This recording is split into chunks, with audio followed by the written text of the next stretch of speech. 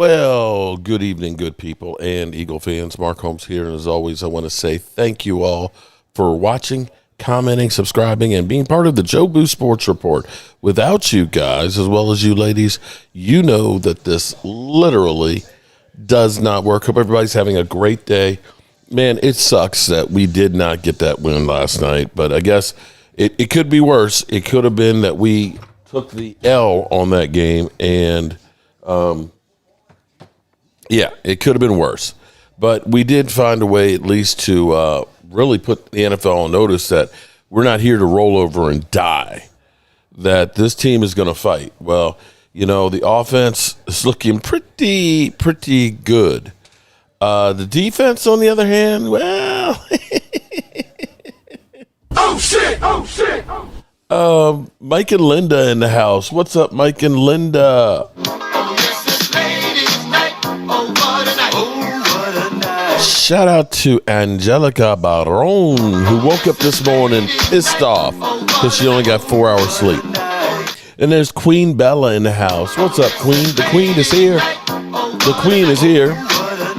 We got Jay Smooth in the house. Let's see. We got Jillian Glenn. Boy, we got everybody's channel members. Bride Guy is in the house. The Bang, he's only Bang Bang. He's not Bang Bang Niner Gang. They lost, so he's only Bang Bang. What's up, 49er fan? Jay Smooth, son of John in the house. What's up? Dirty and Nasty Sanchez. What's up, Dirty? Tammy. What's up, Tammy? How are you doing? Let's see who else is here. Let's see. Jeff Lee. My name is Jeff. Caitlin Lockhart. What's up? Eagles are a bunch of cheating bums. Well, I guess that's something we can all get behind. All right, and Randall Harris. Okay, welcome everybody. What I decided to do, Chris May sent me an email and said that he had such a great time yesterday, that he usually watches the games alone, you know, since his father passed and stuff, and said it was nice to be hanging with everybody. So I'm going to open up the lines. So if anybody wants to get in, of course, it's Momo. Okay, let Momo. I'm Momo. Okay, careful, Momo. Careful. You can't lean forward like that and get up. Don't turn around. Okay. No, I'm fine. Okay, you might be fine, but I don't know what everybody else is in. Lady Libra in the house. Shout out to Lady Libra. Dirty Sanchez, Raisin Sack, 40-40 burger, first time ever NFL score. Hey, so we made history. So let me pop you up on the screen there. Mr. Momo. How's 5-2 sound to you? I ain't making no more predictions. Oh, wait a minute. No, but you're the king. You're the cliche king with that stuff, man. I thought you knew everything. I do know a lot. Okay, so are you worried about your team right now? Yes and no. Explain how. Yes and no. Talk to me now. I think I think the defense. I'm worried about the secondary. We need secondary help. Wait a minute. I never said. I'm trying to remember who that was that said that your defense might be a problem and that your secondary. I don't know. Everybody was saying the front four was giving up the run, and like that. I think we'll fix those issues. Hey, Lady Libra, I think we'll be fine. Because I just don't like how we give up on big yardage plays, and the defensive back Amos, he gets almost, or whatever you want to call himself. Mm-hmm. He gets beat all the time, stuff like that. All right. Monique in the house. You might well say he might well be on the Cowboys secondary because he's just as bad as theirs. Oh, well, this is true. Actually, this is Thomas. Mark will be happy with the team, so as long as they don't have a losing record. I don't know. You know what, Thomas? That's an interesting point here, because I was talking last night when we were down 13. I'm still worn out from that stream yesterday. I don't think y'all realize. I know it's crazy to say I was sitting on my ass mostly for 15 hours, but sitting on your ass for 15 hours and talking. And, Where's you the hell? I woke up this morning, felt like I went to a fight with Mike Tyson. Thomas. Okay, so I hate to say this, but things can always change. But when I look at the defense that we have, we ain't going nowhere. We ain't going anywhere. So do we want a moral victory season? We get 10 wins and everything else, and then we're still stuck in purgatory. Well, I really don't hold have a second. Like Miss Monique, it's both of them. Lattimore and Amos. He gets burned. He was getting burned all day long. He doesn't. I don't know what coverage they be in. Zone coverage like that. I'm saying. I know you. She's a Washington fan. Mark. Oh yeah. I got Monique. Yeah. See, this is what This is the thing that I actually like. And Alvin Ridley, I'm like you. You were no good at work today. I was worn out because by the time I got finished doing the live stream, then I do my fireside chat and get all this stuff uploaded and get everything shut off. Man, it was like 1:30, 2 o'clock before I finally got to bed. And when I got up this morning, I was just like, damn, this shit sucks. So I'm with you, Alvin. And I'm feeling it actually tonight right now. But with our team, I mean, damn. To have one of the top offenses in the NFL, Dak is playing, incredible out of his mind. I don't think Dak played incredible. He's got more yards than anybody else. He's got 6 TDs. Do you literally think that any other quarterback would have had us in that game yesterday? Some of those passes, I believe if Joe Burrow was the head, Joe Burrow was healthy, he would have done well. I believe. See, you're just a hater now. You act like these ain't very good quarterbacks. Hey, when your quarterback was playing, come on, Mom, stop that. No, you stop that, man. You stop that. Dak Prescott getting out of that, almost 2 guys getting him, and still finding Jalen Tolbert down the sidelines. I hate to say this, Mark. That's what Hurts does. That's what a lot of these quarterbacks does. These top quarterbacks. I tell you what, Dak is asked to do more than anybody else to win. You got the worst defense in football. You understand that, right? Your team is literally giving up 35 plus a game. And the Cowboys don't? That's what I'm talking about. I said my team is giving up like 35. We are the worst. Oh, no, I'm sorry. Baltimore is at 33.3. We're at 33 points a game. Yeah. Second worst. So when you literally have to, I got to score almost every drive. Yeah. Because my defense ain't, look, we ain't stopping them. You got Stephen Jones say, well, if we just got one stop in there, in the game, we win the game. So we're literally at the point of saying, if our defense can just get one stop, our quarterback will go ahead and go. Now, are we looking and trying to say that Green Bay's defense was not a good defense? I think the Green Bay defense was exposed last week.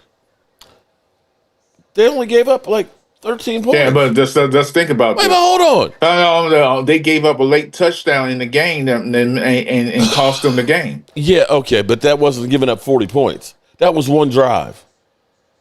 And I dare say that Cleveland's Joe Flacco did not play the same type of game that Dak Prescott played yesterday. Of course not. Okay, so you're saying he got exposed. If he was exposed, then the Cowboys would have done the exact same thing that Cleveland did. And it would have been a low-scoring game. Come on, Momo. So next week when I play the Jets. Yes, and I'm watching the Jets game right now. Yeah, I'm watching it too. And the Jets don't look too good. Well, neither did Chicago, but, this is the NFL. From one week all to depends who plays next week. Is he going to be back next week? It's who? The quarterback for the Jets. I don't remember his name. Oh, shit. I forgot. Justin Fields. If he comes back. Justin Fields. Yeah, Justin Fields come back?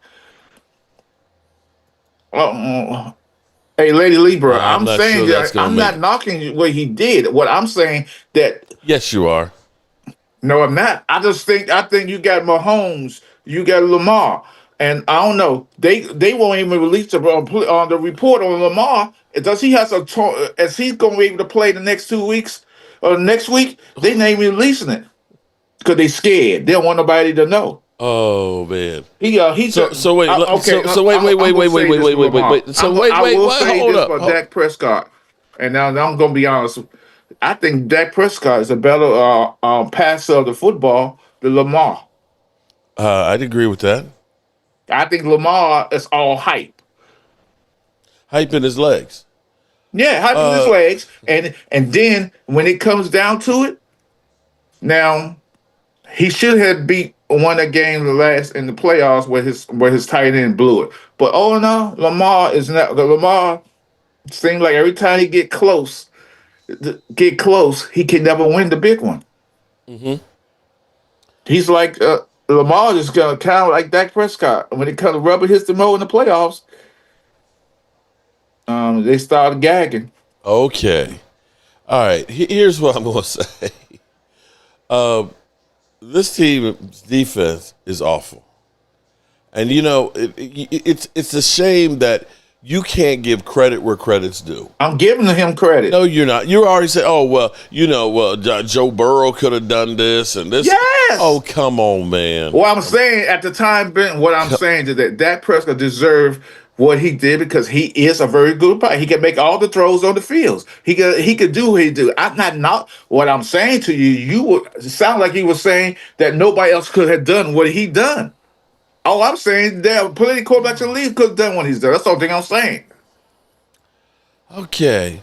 And if anybody else would like to join us here, because I'm getting a headache listening to Momo's logic here. Oh, well, just that Cowboys tying that game and everything else. Literally going down the field and getting a touchdown in a minute, 1 minute, with 3 of his offensive linemen gone. Queen and Valley his number one wide receiver. I'm gonna ask you a question, Mark. And I asked if I have friends who are Cowboy fans, and they even asked Jerry after the game. If you at home and you up 40-37, why didn't that time keeper like tick that clock an extra second? That's the point of having home field advantage, isn't it? You would think. Derek Young, a tie is way better than.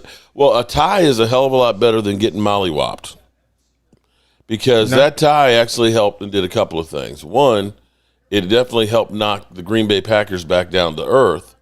And now you start looking at it and saying they're 2-1-1, and maybe they're not as good as people think that they are. And that will help your draft position. Now, these content creators I heard for Cowboys, I was listening to some of them last night. You mean like me? Late last night. And I rewatched them.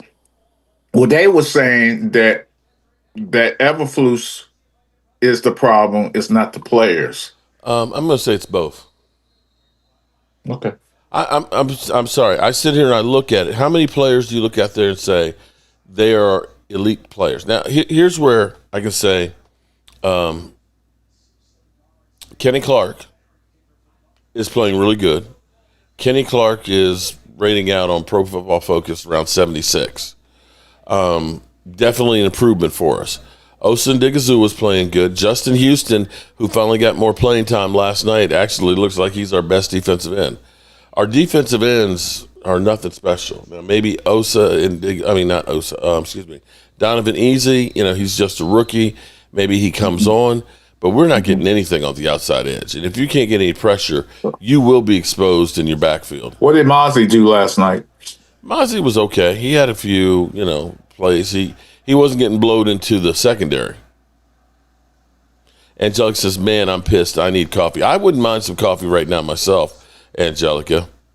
Momo's over there hating laugh out loud. Daniel Berry, Sports Highlight. Happy, how's everybody? Happy Monday. Yeah,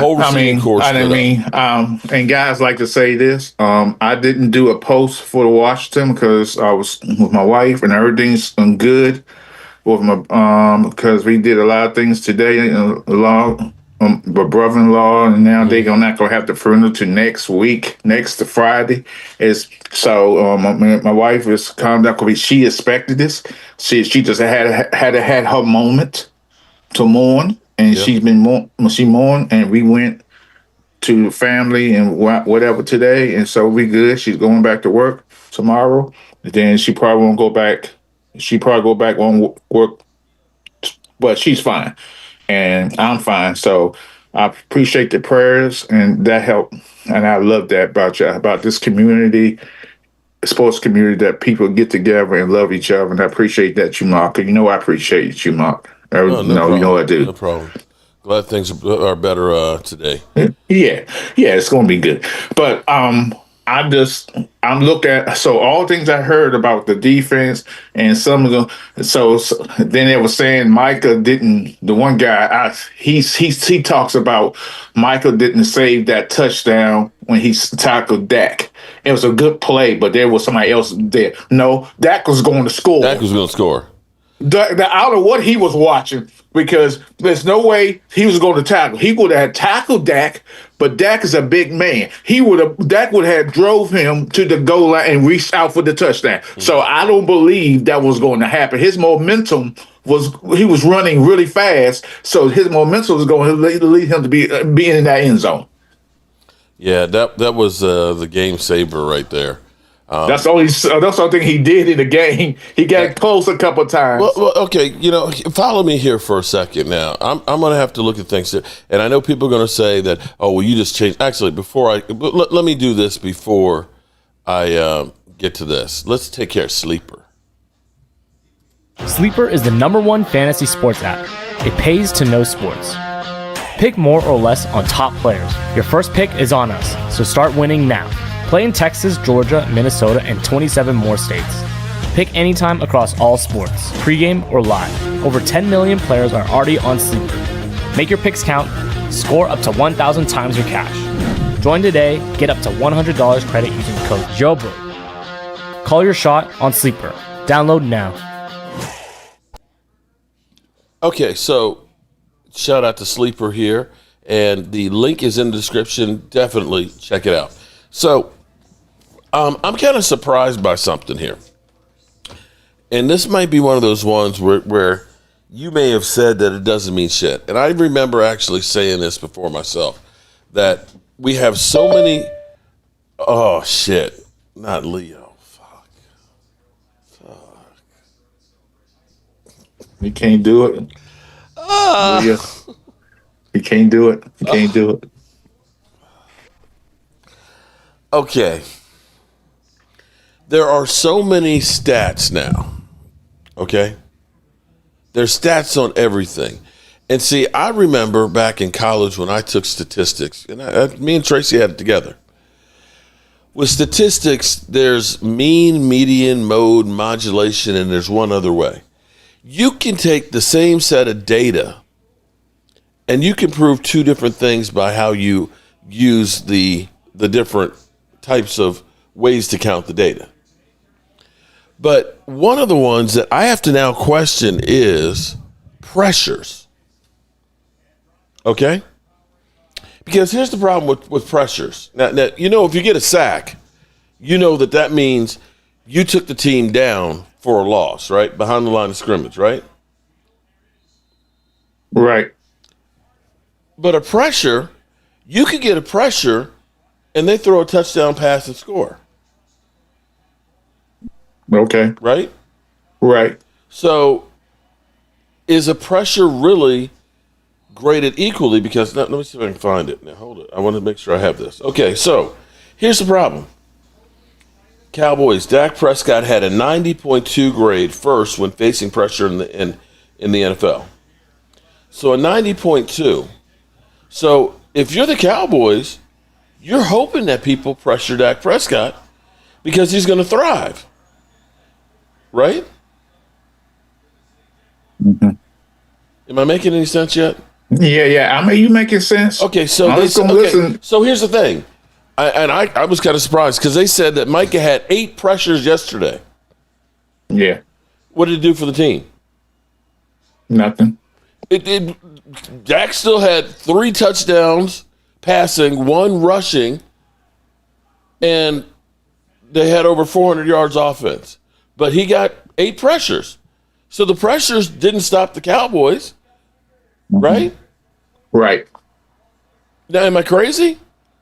I think the NFL is trying to be like the Major League Baseball, trying to put these statistics up. Those are useless statistics.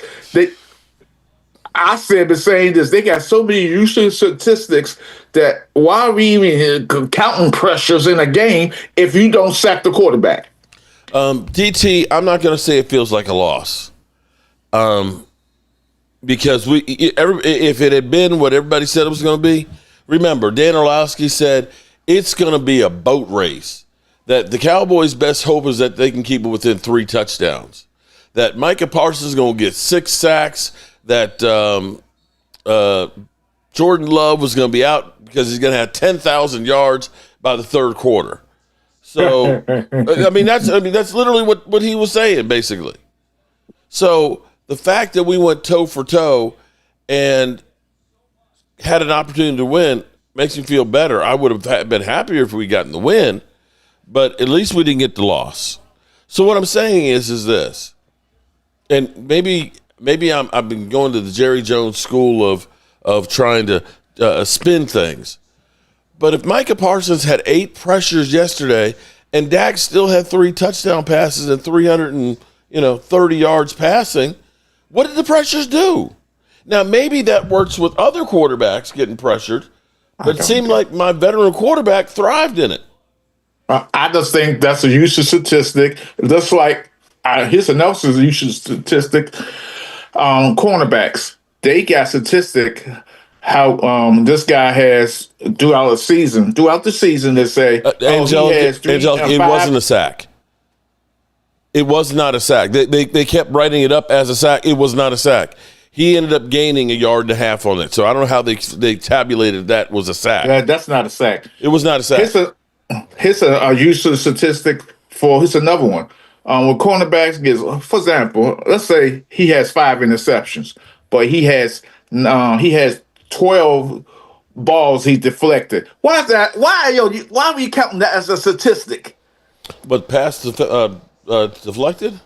Yes, like he knocked the ball down. That's actually a statistic for cornerbacks. Oh, well, okay. Well, how about this statistic? What is it? Interceptable plays. Interceptable plays. Well, he threw an interceptable. Did they intercept it? No, but it could have been. It doesn't matter if it doesn't happen, though, does it? No. So that's my thing. I'm sitting here like, okay, it's true. Micah Parsons had led the league or pretty close to leading the league in pressures last year. But you was going off of that. He was with the Cowboys. I know, but here's the thing. I'm on the other side of it. I'm like, you had 8 pressures, but we still had 40 points. I'll give you a great example. Because on that pass to Jalen Tolbert now, because I got sour grapes. Right. But I just think pressures on the quarterback doesn't mean anything unless you just I guess you could say he might throw the ball quicker because of the pressures, or he might. But most pressure, if you look at the history, look at Tom Brady. Tom Brady got pressure all the time. Well, guess what these quarterbacks do? They step in the pocket from the pressure and throw the ball. Right. Now, the truth be told, some quarterbacks get pressured, they're going to piss down their leg. Yeah, that's true. If you're a rookie quarterback and you didn't been jacked up, you start feeling that pressure. It will. Dak is a veteran who understands I'm going to take that shot and I'm going to, or I'm going to move around the pocket. Yeah, you can pressure me, but he's thriving on it. So I'm just saying that one, maybe that statistic is bullshit. Yeah. Because I said, you can have 10 pressures and get blown out. But you got 10 pressures. Okay, didn't do me good. NFL's trying to be like Major League Baseball, have all these crazy statistics, because baseball is live and die on statistics all the time. Even the NBA does it too. So these statistics really don't mean anything. Grand schemes of things. Now I will say, I'll give you a prime example of what's going on with Philadelphia and their wide receivers. They had 2 very good wide receivers, You cannot play a game.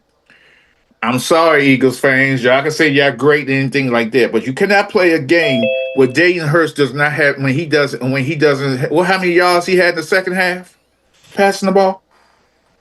Shit, he usually only has about 100 and some the whole game. No, he only has. I think he had 0. And your best wide receiver only had 7 yards for the whole damn game. That's and then you come to and it comes down to ain't Ocho said something last night about it, and he's right. He was angry when it comes down to contract times. And he said, "Well, you only had this. You only had this many yards in this game." He was 0 for 8 in passes. He had no pass. He didn't complete not one pass in the second half of the game. He was Is that good, Leo? Is that good? No, that's not good at all. So, oh my God! Is it the offensive coordinator? Is it the head coach? Is he allowed to change up on the offense? And say, "Hey, I'm going to do this." Yes.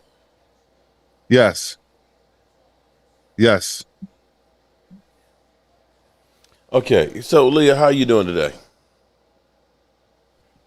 I'm good, man. How you doing, man? I'm sleepy. I'm drained. From 15. I don't know anybody else that's done 15 hours straight. Hey, I did some of that with you yesterday. I know you did, but bro, that shit was crazy. That was a marathon. I don't know if you should be doing it like that again. You know what I'm saying? I mean, how crazy is it that we ended up having, after 4 sets of games, a freaking overtime that goes to the end of it? Yeah. I was like, damn, this will never end. Yeah. You was ready to go. Yeah. I decided yesterday. I was like, yo, if I'm here, and it looks like I'm going to be, then I'm coming to your house for the Eagles game when we go against each other. All right. I'm gonna come down. Okay. I'll believe it when I see it. And listen. Our staff meeting this morning. Oh, Mark, it was so funny because Eugene is so down in the dumps right now, and their team's got problems. Huh? Their team's got problems.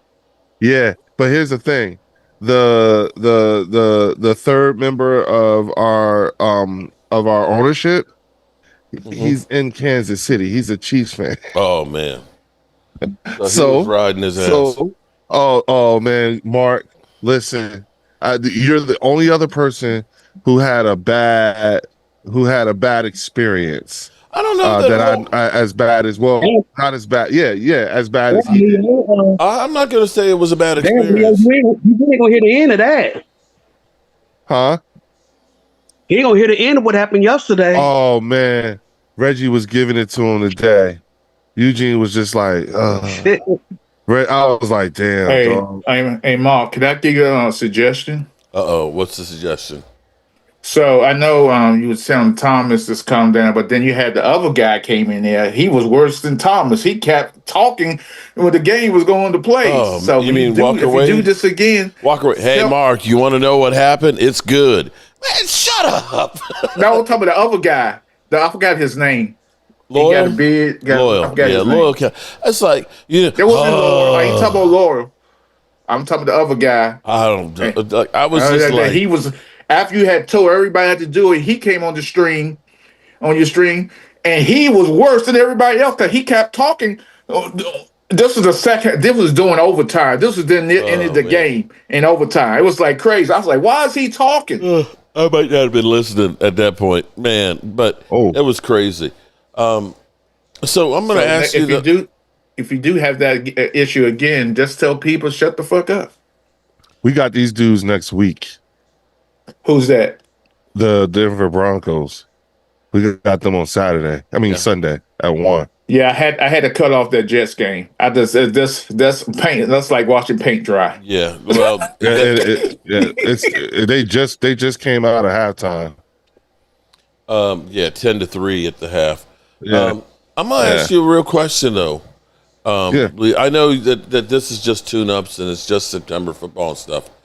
But are you worried at all about Saquon? No, it's not Saquon. It's the O-line. Oh, they hurt? How many? They started doing the count and everything like that. You have not seen the O line pull at all. You only seen them pull like maybe a few times, like 1 or 2 times. They haven't been pulling at all.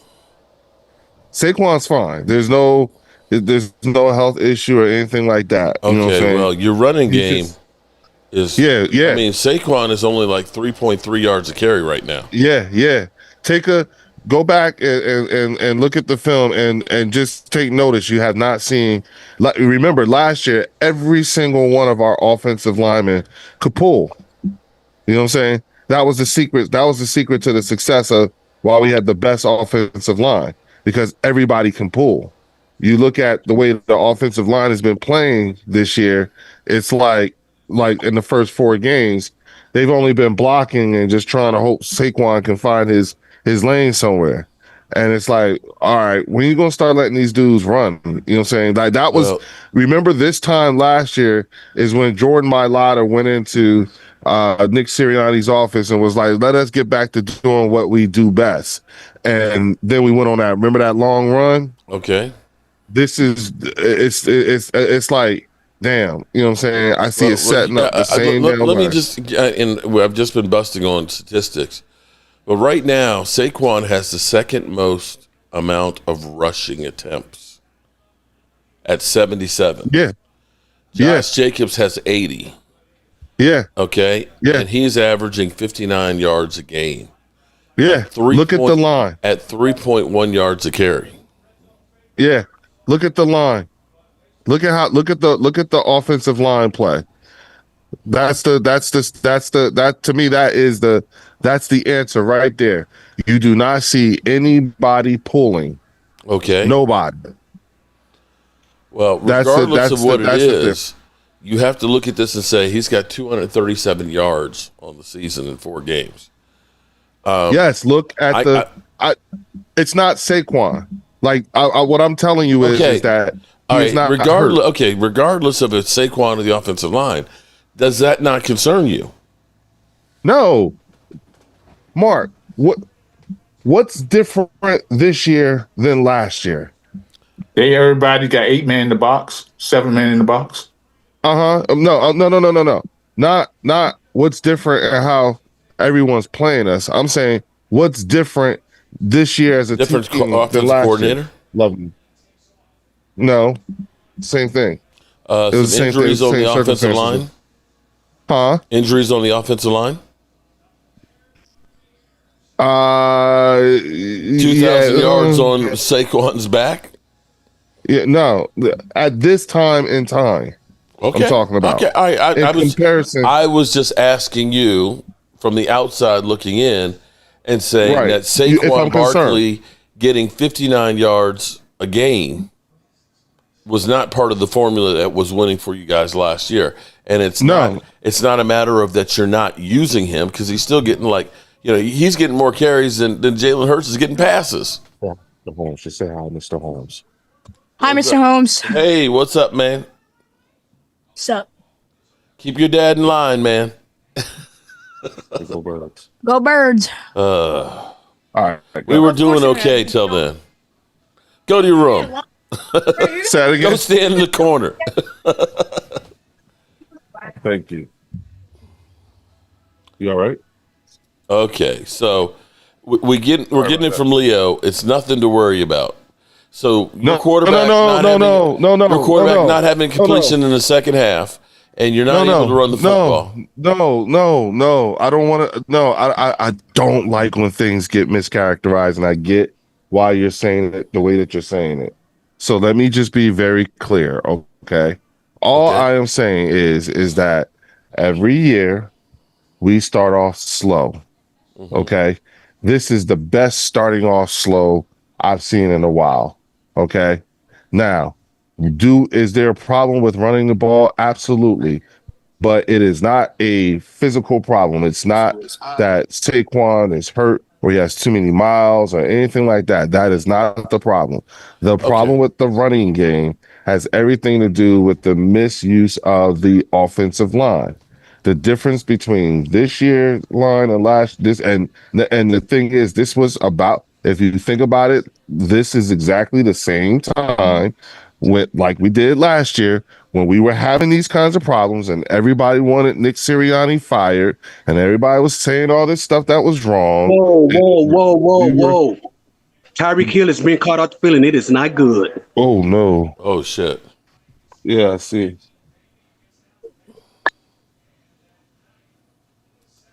I think it's a knee. Oh, man. Oh, no. Wow. They got it in the air cast. Oh, shit. Oh, no. He's gone. If it's an air cast, he's gone. Air cast is that. You're talking about, yes. Yeah, air cast. You put on air cast, that means we got to stabilize that shit right now. Yep. That might not be a knee. That might be a broken bone, which might actually be. Yeah. That actually might be better. Who? That's Tyreek. Left leg. Oh, wow. shit! Yeah. No, I don't want to see it. I done seen it. I didn't see it, so I'm good. Thanks for the heads up, Thomas. But I do to finish my point. I think what is going to happen is that there at some point we're going to heat up. Okay, week 6, week 7, just like we did last year. Things have to be fixed, but nobody is. I don't think I know Saquon isn't actually hurt. Okay, I get AJ is frustrated. You know what I'm saying? Mm-hmm. I think Devontae is frustrated, but these are the growing pains that we have to go through with a brand new offensive coordinator, just like how we had to do this time last year. Mm-hmm. And you guys, this is that time where you guys were getting on me about the Kellen Moore hire. Remember? This time, at the end of week 4. Remember that?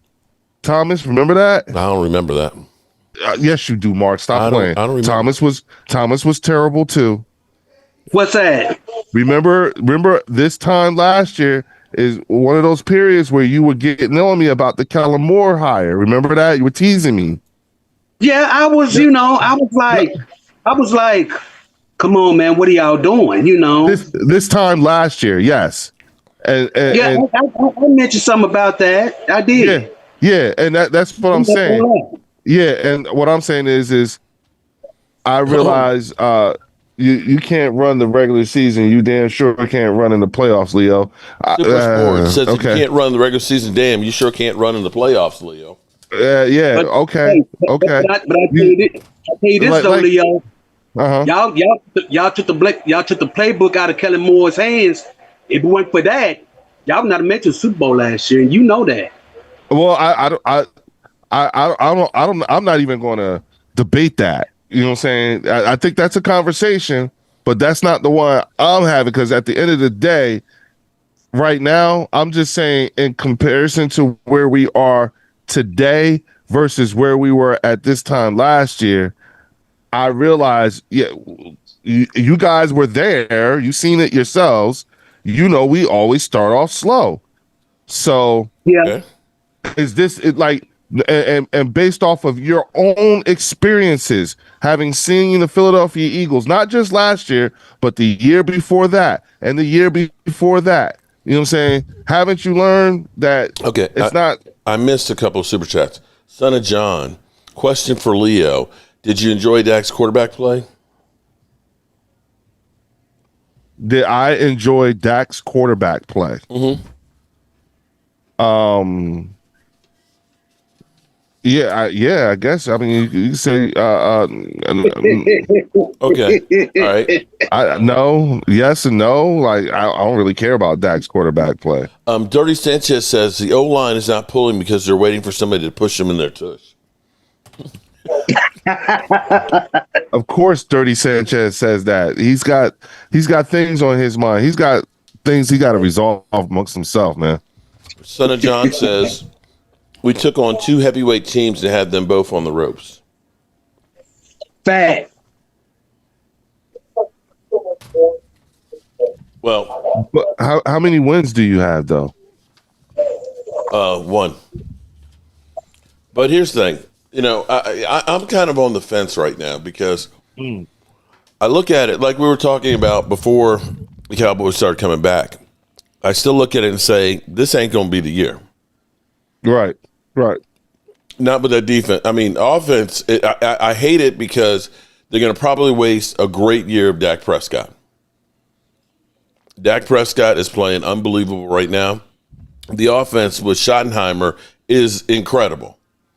The defense, you ain't anywhere near a championship defense. And I don't know. I mean, maybe you could go out and get a couple if you got a really good game-changing edge rusher and another cornerback. Mm-hmm. Yeah, maybe we could turn around and be a decent defense right now. But I don't know that they're going to do that. And I doubt that they will, knowing Jerry Jones, and the whole, we believe in our own guys. Here's the thing that I'm going to say. When you look at the players that are playing really good right now, George Pickens, Javonte Williams. Uh-oh. Nice catch. And you see that? And Kenny Clark. All three of those guys came from other teams. That wasn't believing in our own guys. That was going out there and getting, some talent that legitimately. And he played his ass off too. Oh, he did. I'm going to say I think he played better than Micah. He had a better game than Dak than Micah had. Yes, he did. Leo, he had a better game than Micah. You look like Hook Tush Carter. Do you spit or swallow? Oh my God, Haktua Carter. Do you spit or swallow?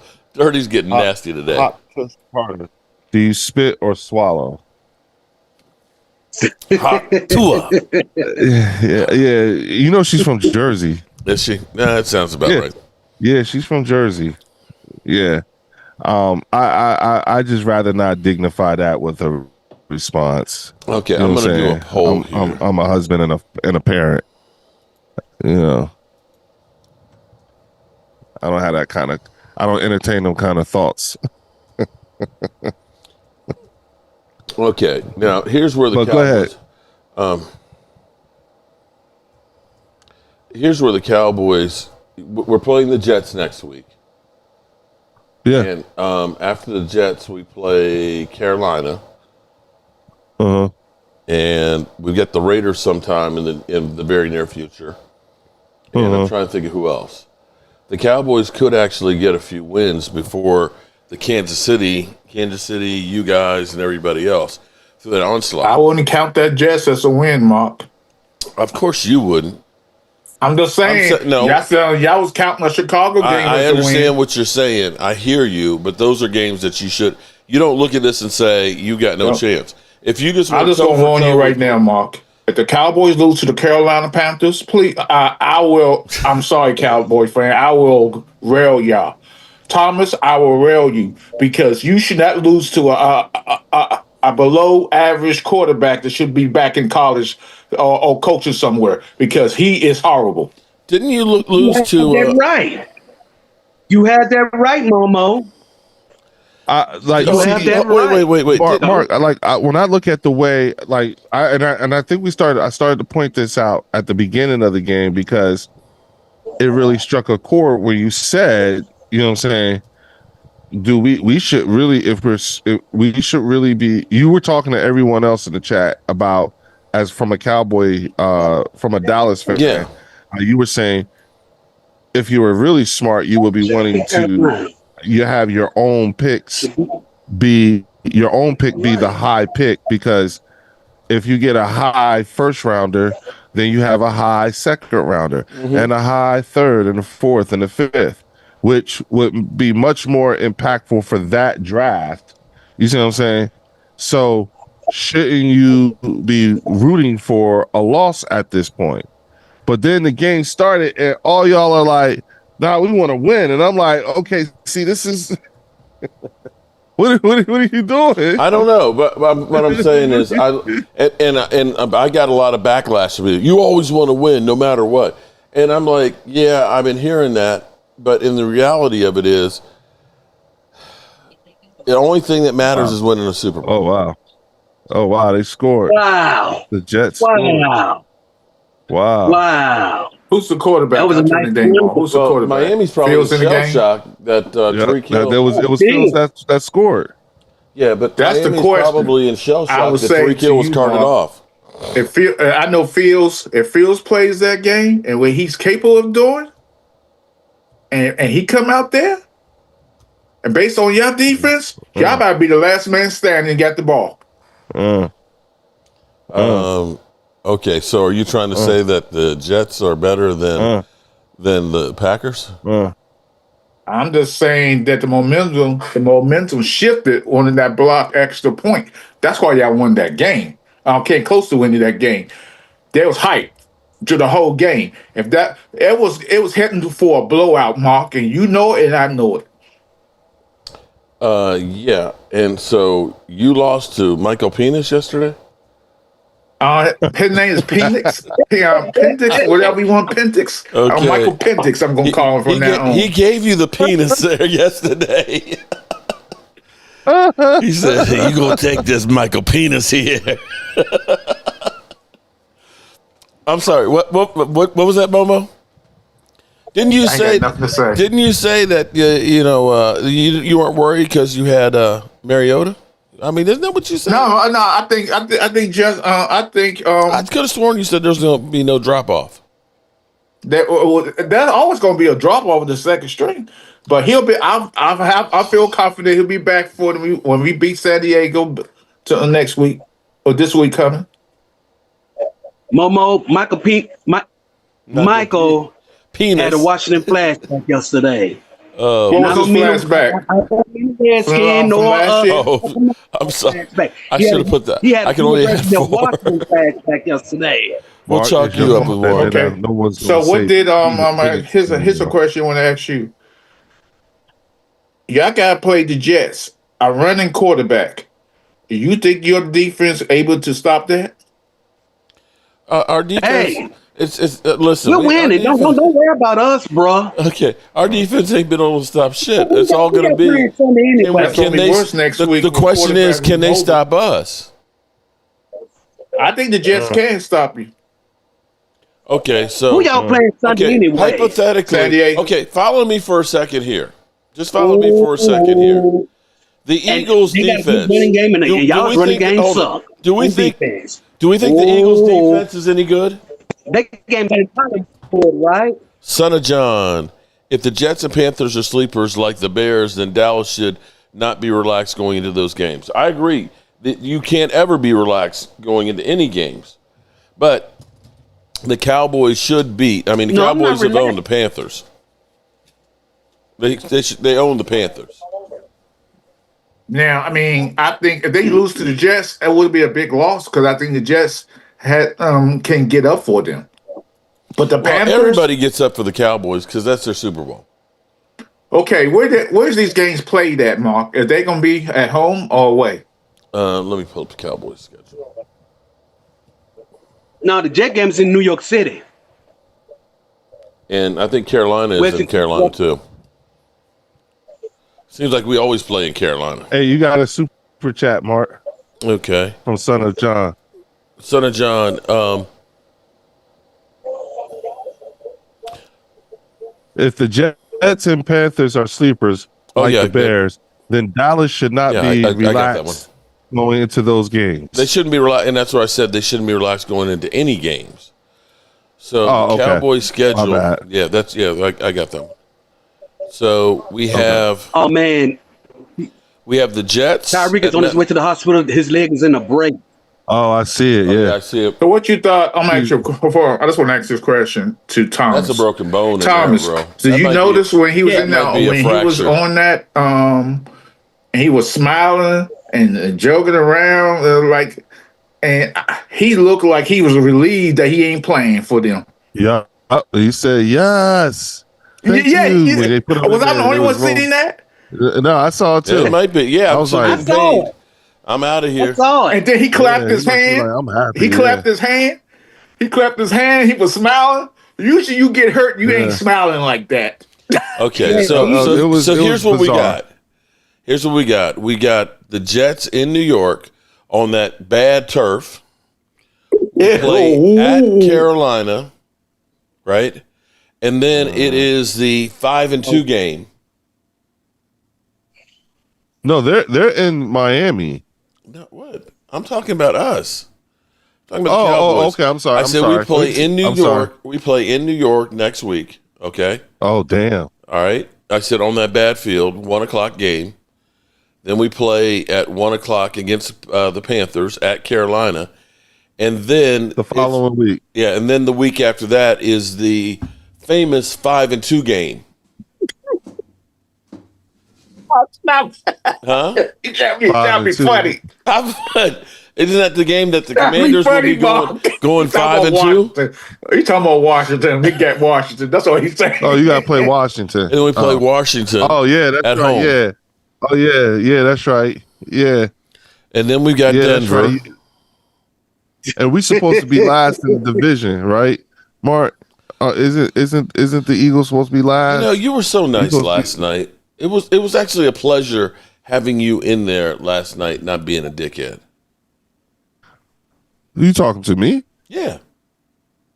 Yeah. I wasn't a dickhead. You kept going off on That's what I said. It was a pleasure last night having you in there without being a dickhead. I wasn't trying to be a dickhead, Mark. That's right, and that's why it was enjoyable. Yeah.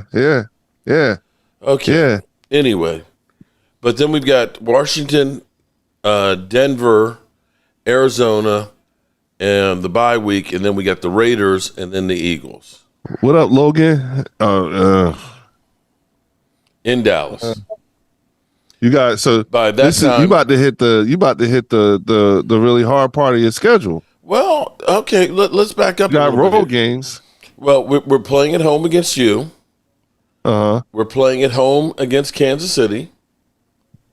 Then we go to Detroit. And then we're playing at home against Minnesota. At home against the Chargers. Play at Washington for Christmas. And then at New York. And at the Rams. No, Giants. Oh, I'm sorry. Yeah, the Giants. I'm sorry. That's the Giants. It went to have to go to Dallas to have to go to Dallas to win a game is not a bad thing. It's not hard to win in Dallas. You know, I've been in Dallas and seen you get beat before. Say that again? I've been in Dallas and seen you guys get beat before. Me too. I've been there. I went to Dallas 2 weekends in a row to see us get beat. Okay. Matter of fact, when that stadium was first built, like the first year. Okay. That's when it happened. Well, here's what we can say about the NFL season.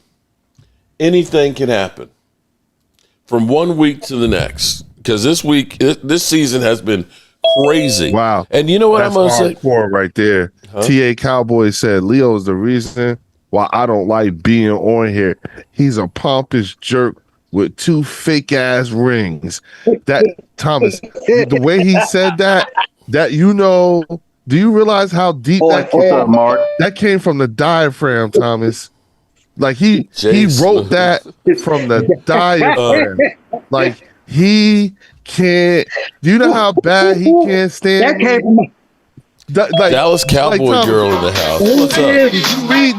Did you see that? Leo. Who said that, Leo? Who said that? Cowboys. Well, I'm gonna eat me a That's a female, man. That's a fine female. Well, TA Cowboys is a girl. Yeah, Yeah. Then she said that she don't take no jump. Then you know what? She came from the ovaries with that. That's how deep it came. She don't take no jump. Help me, Rhonda. Hey, Leo. What's up, buddy? She's a hardcore Cowboy fan and don't take no jump. Yeah, Hey, Mark, you see that leg break? Yeah, that's what I said. Yeah, I didn't see the play. I saw him when they said he brought out air cast. I said it had to be a break. A fracture. It could be dislocation too. Hey, that's true too. Rhonda second your motion. Rhonda said that's a real woman, Leo. Oh, that's a real stalker. Yeah, TA. Now she ain't a stalker. She that chick. She them 101s. Mimi Williams. Not the 101. Who bitch slapped Leo? Huh? Who bitch slapped you? What do you mean who bitch slapped me? Tay? Who made the comment? Oh, Which one of the lovely Tay ladies? Cowboy. Tay Oh, Cowboy. Tay. Oh, yeah. Tay don't play. Shout out to Tay No, Cowboy. you do not play. You been doing that good time, Leo. Yeah. She'll beat you down. So you pronounce it Tay. She do not take that. Oh, so Tay Cowboy. Yo, Tay, Yeah. Leo, Tay. Yeah, Tay can't stand me. She don't like me. I disturb the Eddie, spirit. what's up, cuz? You know what I'm saying? Yeah. Oh, man. Why are you stalking Leo? But Jay Smooth, shout out to Jay Smooth on the super chat. Dallas is getting back some players on defense. And Dirty Nasty Sanchez. Well, when females start to hate you, it's time to go the other side, Leo. Hawk to oh shit. Oyster, Leo, to the blue oyster. When females start to hate you, You gotta get Hey, Look, listen, I love it. Angelica Tay says she will rip you a Cowboys. new asshole. Tay Cowboys, I will consider myself warm. Oh, Leo, go find a toy to play with.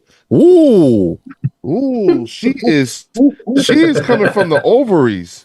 You know what I'm saying? Like, that is, You get. you know what I'm saying?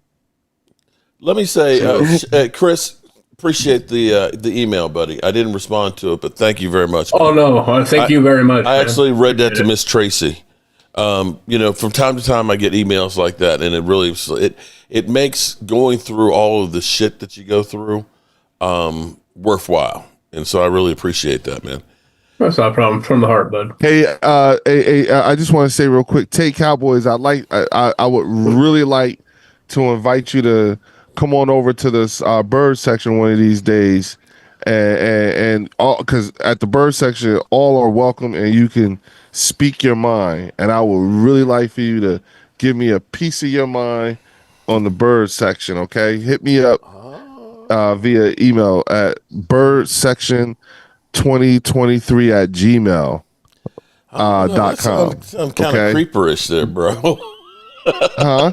That sounds kind of creeperish. Yeah. See, That's creeperish. Oh boy, Mark, I'm a husband and a father. That's how you put me. I'm just. It's that easy. It's that easy for you. Got you. Oh Okay. boy, Dirty says Leo has a vibrator that can get air pockets out of the concrete. Oh shit!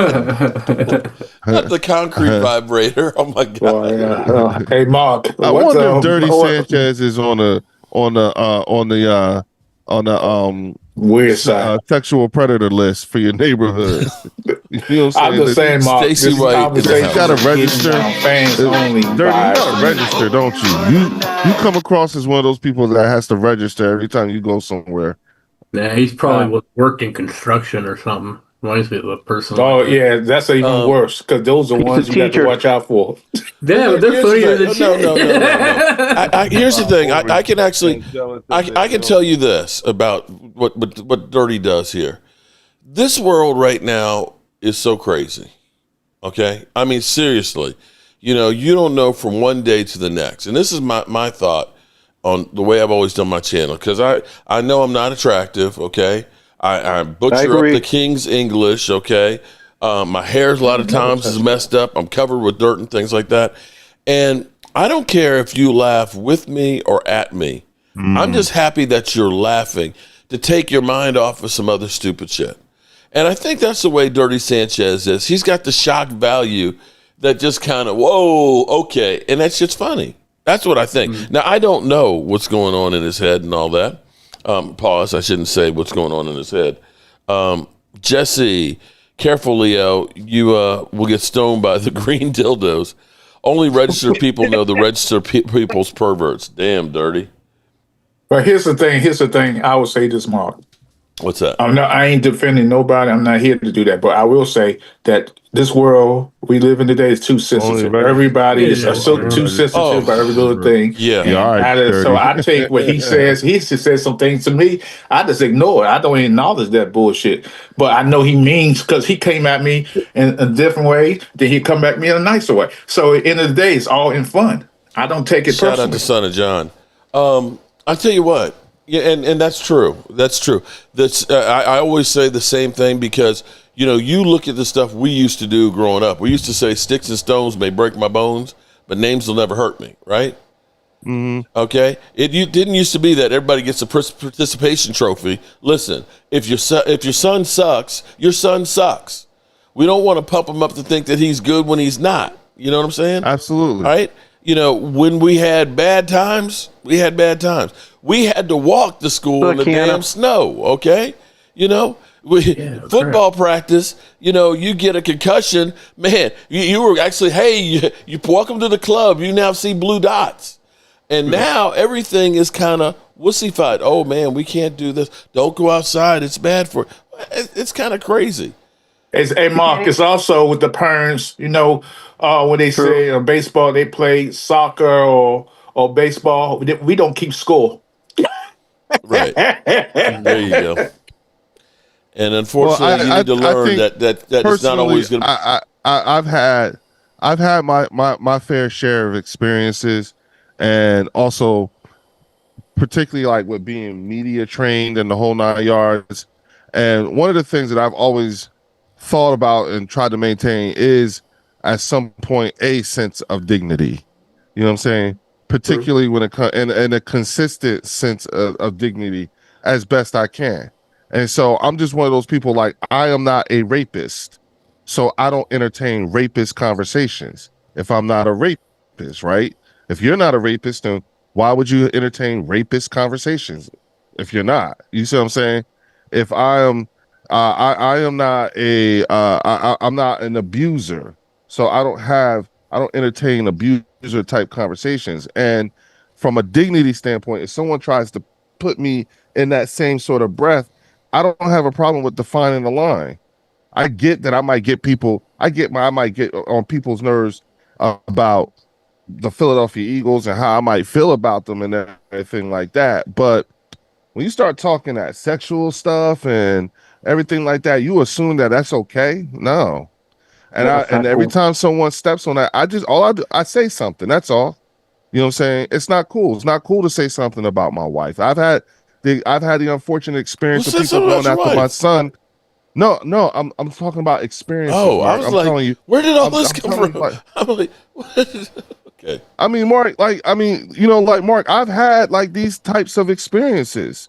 You know what I'm saying? I mean, and like I've had people go after my son thinking he was me.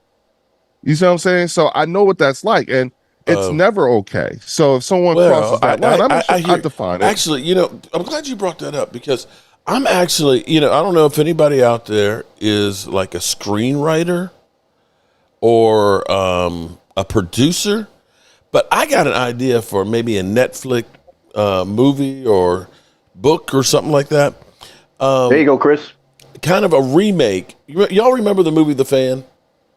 Yeah. Wesley and Robert De Niro? Yeah. That was the one where the guy held the was it Wesley Snipes? It was Wesley Snipes and Robert De Niro. Robert De Niro was a fan of talked to his son and everything. Yeah. Well, I'm sitting there thinking about kind of a modern day twist, or not really, later day, okay? Story-wise on that. And I've got actually a whole thing in here because I can actually relate it to a situation. So you kidnapped Dak? No, I'm talking about with a personal experience. A personal experience. Yeah. Here. Oh, okay. With the crazy, somebody who started out as a fan who became my stalker. Yeah. Who literally has tried to put me, my family, my livelihood, my friends in harm's way. Yeah. Oh, yeah. And crazy. How and I've got some different twists and stuff on there, like where we finally figure out how this person or who this person was, and they were literally hiding in plain sight, and how crazy and scary it actually is to know that your stalker could literally blend in with everybody else and literally be sitting there with you at an event. So if there's anybody out there who's a writer or wants to collaborate on Fiverr something. that shit, dog. What are you doing? Say what? Fiverr it. What do you mean Fiverr it? Go to Fiverr, take the idea. What go is to Fiverr? What is Fiverr? Fiverr, F-I-V. You don't know what Fiverr is? No, I don't. Oh, bro, that's where you can find No. people.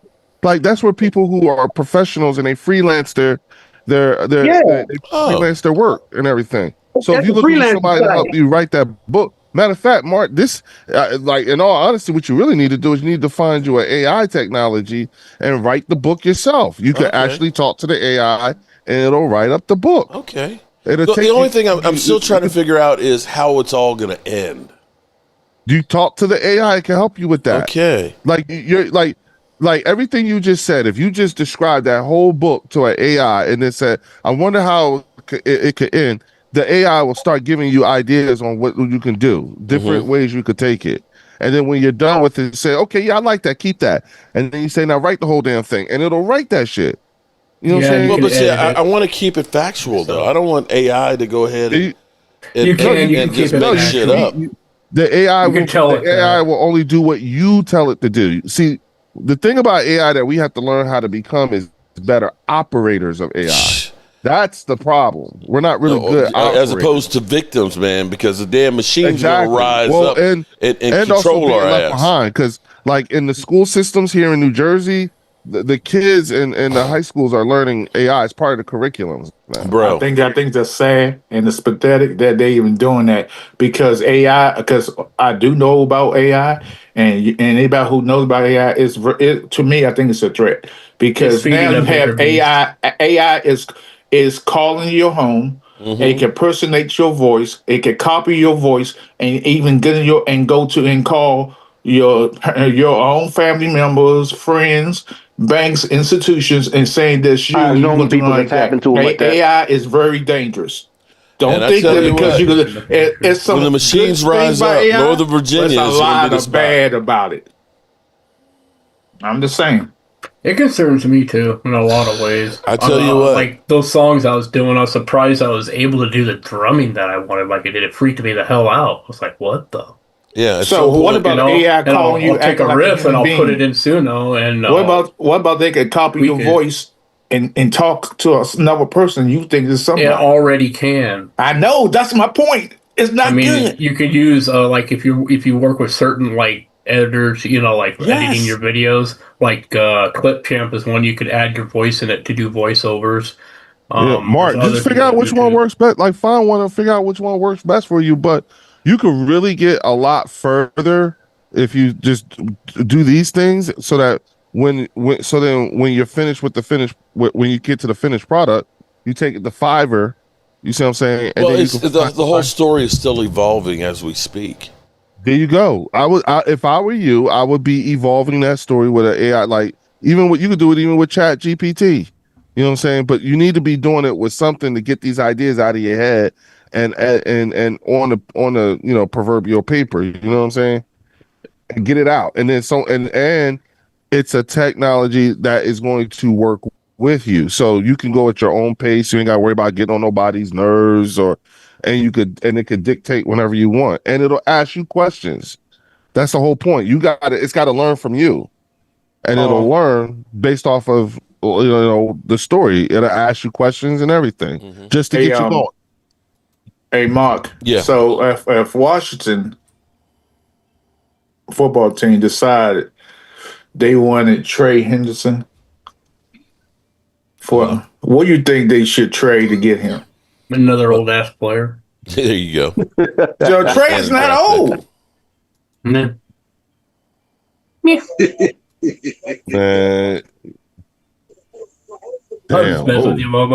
Just get better and better, boy.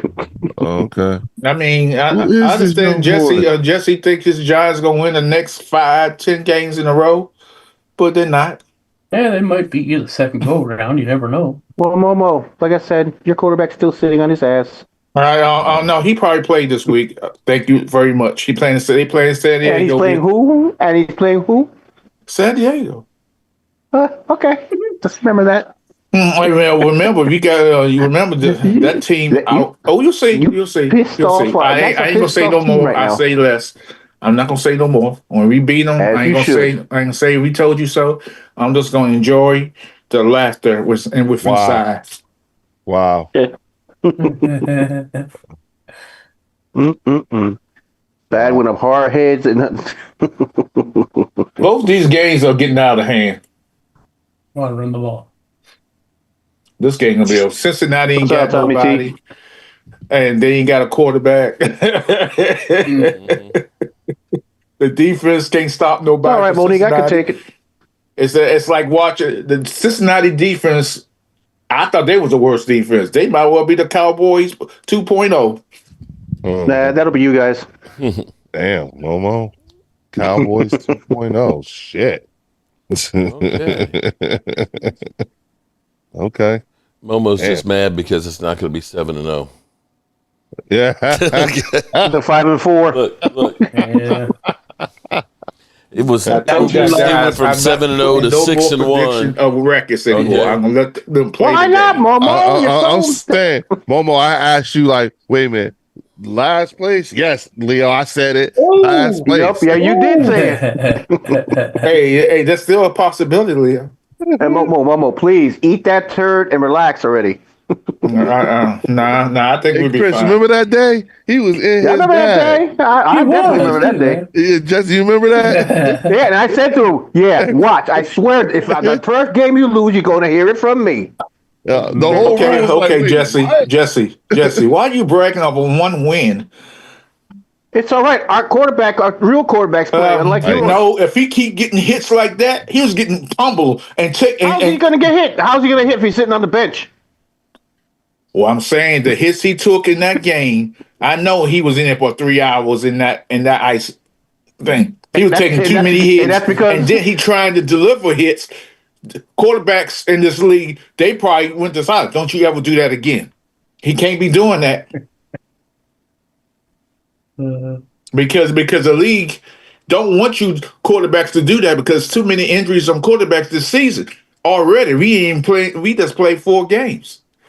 Then you think that they want that? No. No quarterback. Now you got Jalen Hurts. You know, he's a running back / quarterback. So we all know he could take the hits.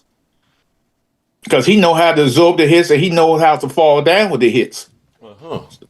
That's what's so great about Emmitt Smith, which I don't like Emmitt Smith as a Washington fan, but he know how to fall. Because you never hit Emmitt Smith hard. Because he will move a certain way where you couldn't get hit. He ran with the Lord. Sorry about that, y'all. And it was like this at a tilt. Am I wrong? Am I wrong, Chris? No, but that's true. It's kind of, I mean, here's a great example. Look at RG3 when he slides. Didn't know how to slide. And he made things worse every time he did. It looked painful when he tried to slide and he'd get hurt. Okay, Mark, you know the story behind that. Remember the baseball team, they brought them in. Baseball players for the baseball team try to teach them how to fly. And it still didn't work. It got worse. Yeah, but Michael Vick was the same way. No matter what, that's why he always goes. Your guy needs to learn how to slide too, man, because he can't be taking those shots thinking he can run through people in the NFL, man. Who you talking about, Jalen? No, Jackson Dart. Oh yeah, Dart. You saw what Brian Daboll said. He's gonna be sore on tomorrow morning. Oh, you know that. But see, he's young and dumb, so he might be okay. Jalen Hurts took a shot right at the end of the. I thought he might have had a concussion. No, I'm talking about to the shoulder. Yeah, I thought he had a shoulder injury. Yeah, I was like, I don't know. Do you think they should be using like thicker pads or bring some of that back? Oh Lord, I'm glad I'm down the coast in North Carolina right now. Well, either that or either take them in for some. What's going on?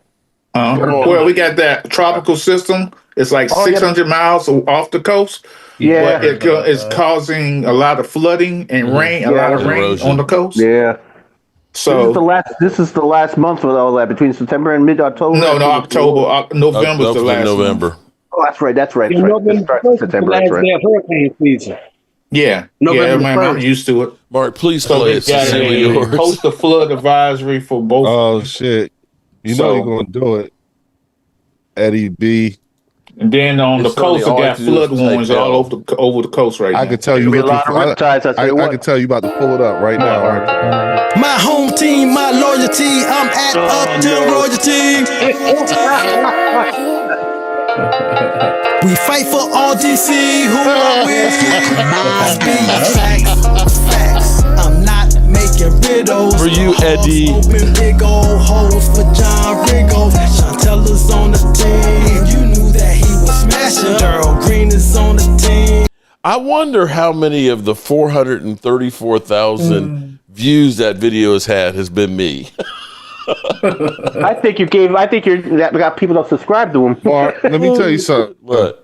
Somebody just paid you $5 to play it. I ain't mad at him. Okay. Hey, Momo, we'll split it, buddy. We'll get you a kickback. Okay. Kickback, paddywhack. Think about that. No, we'll give you some royalties on it, man. We'll give you 5 cents every time we call it. I don't know how. Is that some shit?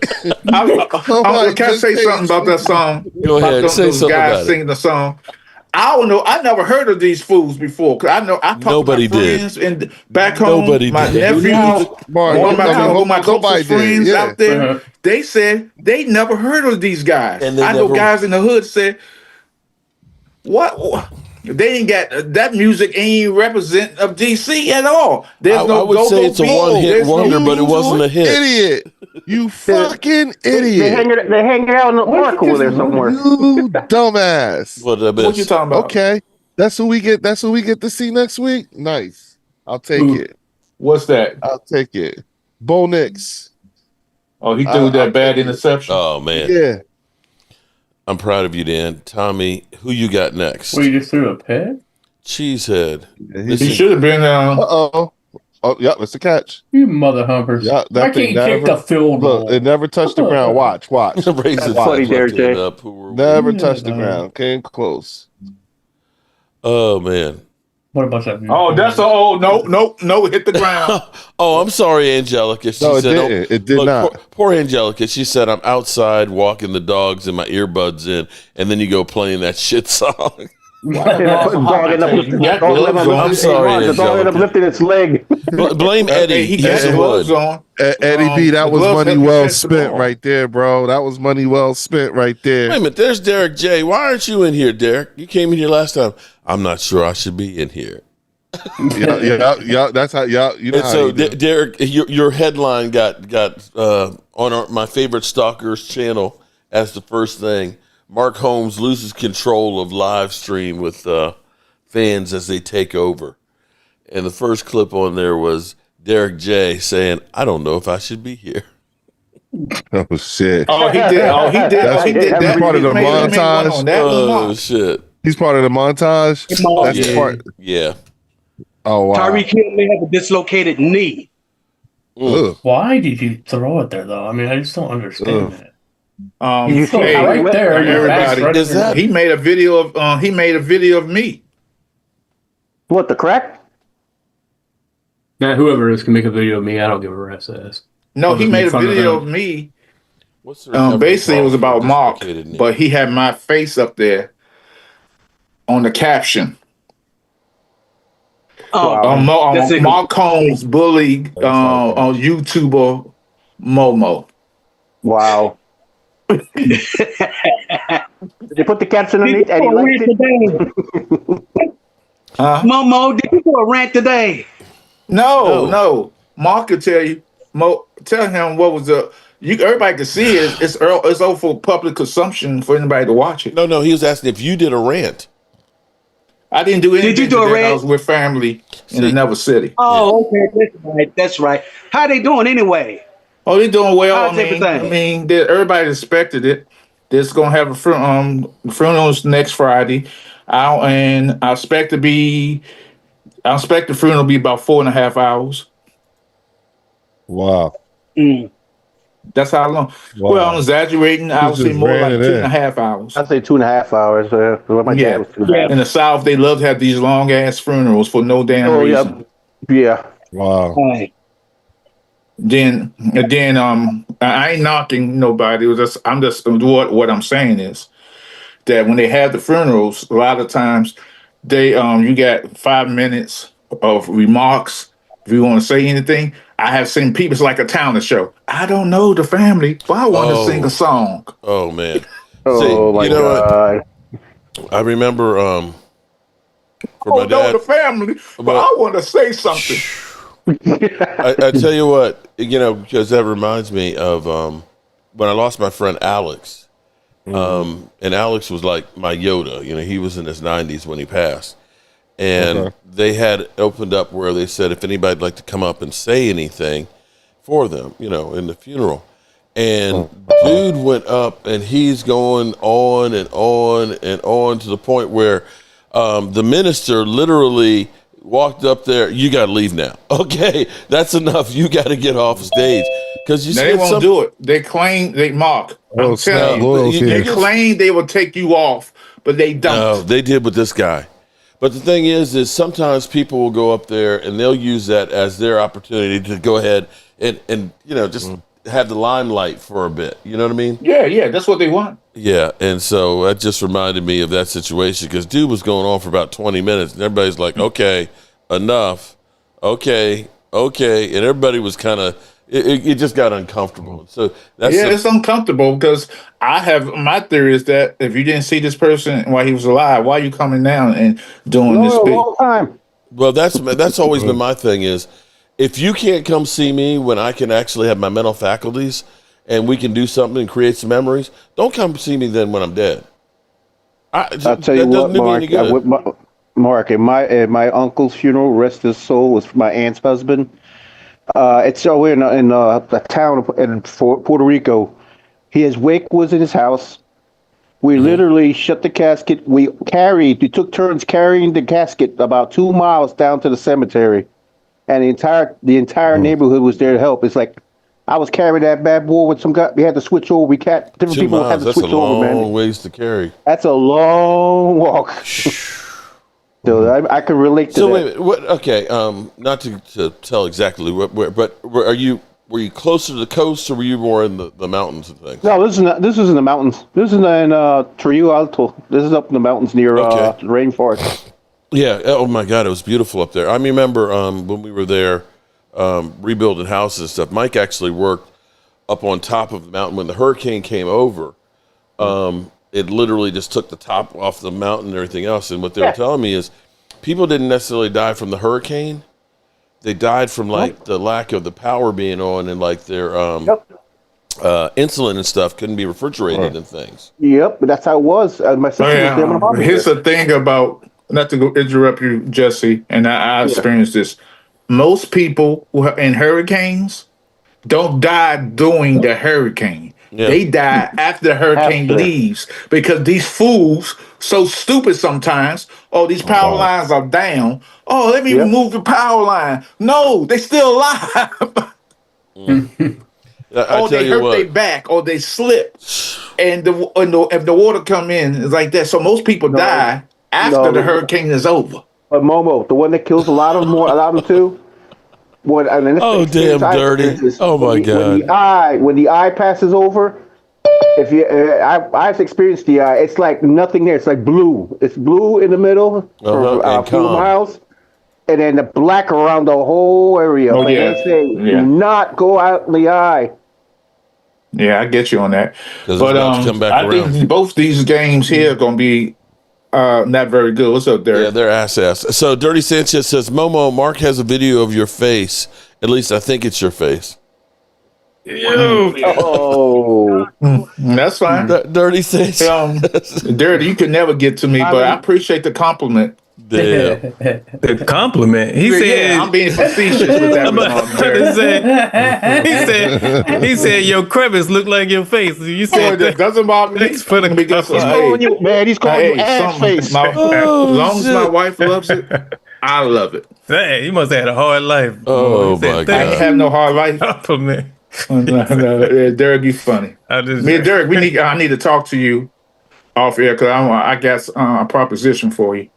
This is good. I tell you what, I got to say this experience about Puerto Rico. Wait a minute. Okay, I got but your stream, because I'm just saying. Real talk.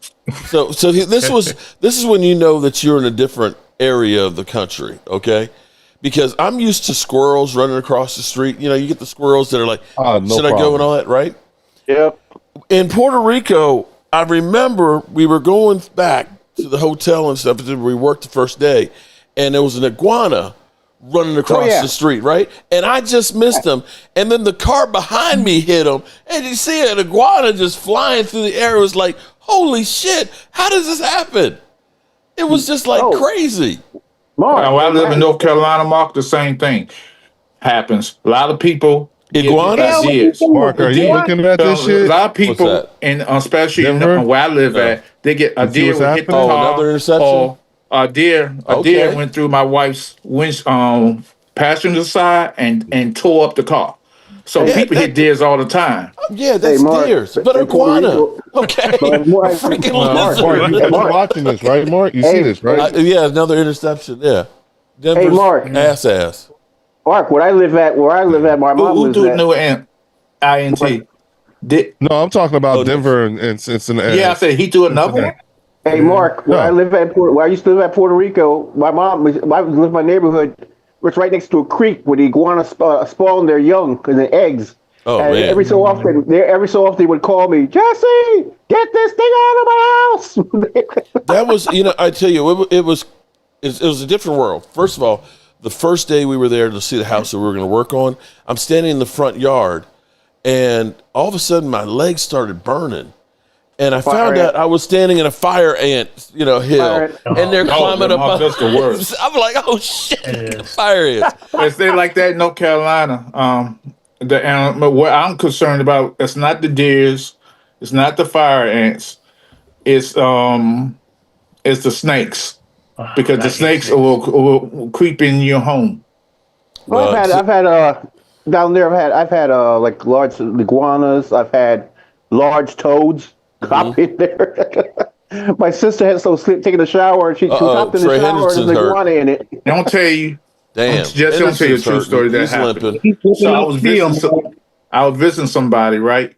This lady comes up, and another lady is following her in this apartment complex. And we noticed it was a snake sticking out the grill of her car. So the lady tried to. She pulled up, and the other lady who was following her, don't get out your car. The snake was in the grill, so we called animal control. So the snakehead went underneath the pipes, and we were saying, and he said, "Nah, I'm not getting it." He's too underneath there. I don't want to get bit, and he left. All right. That's crazy. You can deal with that. All you need is a broom handle. No. Guess what we did? It's Copperhead we went and Road got the snake out and killed it ourselves. Okay. A group of us did that. Momo, shout out to Dirty Sanchez. Momo, I really like you, bro. I think you're funny as hell. And Angelica says, hey, Momo, come by my house. It's Copperhead Road here. Yep. I hate those damn Copperhead. I used to trade. Mark. Oh, no. Mark, I had Station Louisiana. I dealt with my stepson. He got bit by a snake. Moccasins. Damn. He got bit by a water moccasin, and he didn't know it was a poisonous snake. And he decided not to go. They didn't end up going, and then he passed out. He fell out. Yeah. And they had to give him what you call snake treatment. Venom. Antivenom. Antivenom. They had to give him 4 of them because it was in his bloodstream. Yeah. Copperheads are the worst. Yeah. You could die seriously from copperhead. I get me some snake shot. And the gators. I'll tell you a military story. There's a lake right off the old base at Fort Polk in Louisiana. We went out to get drinking one night. We're sitting in the back seat of the pickup, getting drunk, and one of the guys said, "Hey, let's go swimming!" Right, wow. Dig this. Wow. It was at night, remember? And one of the guys was Southern Boy said, "I don't think that's a good idea." He hit the headlights. It's like 50,000 eyes in the lake looking at us. Like, wow. Wow. Portland Sutton, boy. Alligators. These guys suck ass tonight. You caught it though, man. Yep. So I want everybody's in the chat. So wait a minute, Mark. Laura, I have a question for you. With Denver now? Can you hear me? Yeah. Yeah. So did you see when Tyreek got caught it off?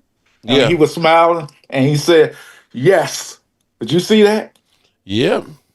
Mm-hmm. Oh, dude, why is there a penalty after that? Wow. So the Cowboys might pick him up. He's dislocated. Mark, how long has she been with dislocated knee pad? Has who been with Denver?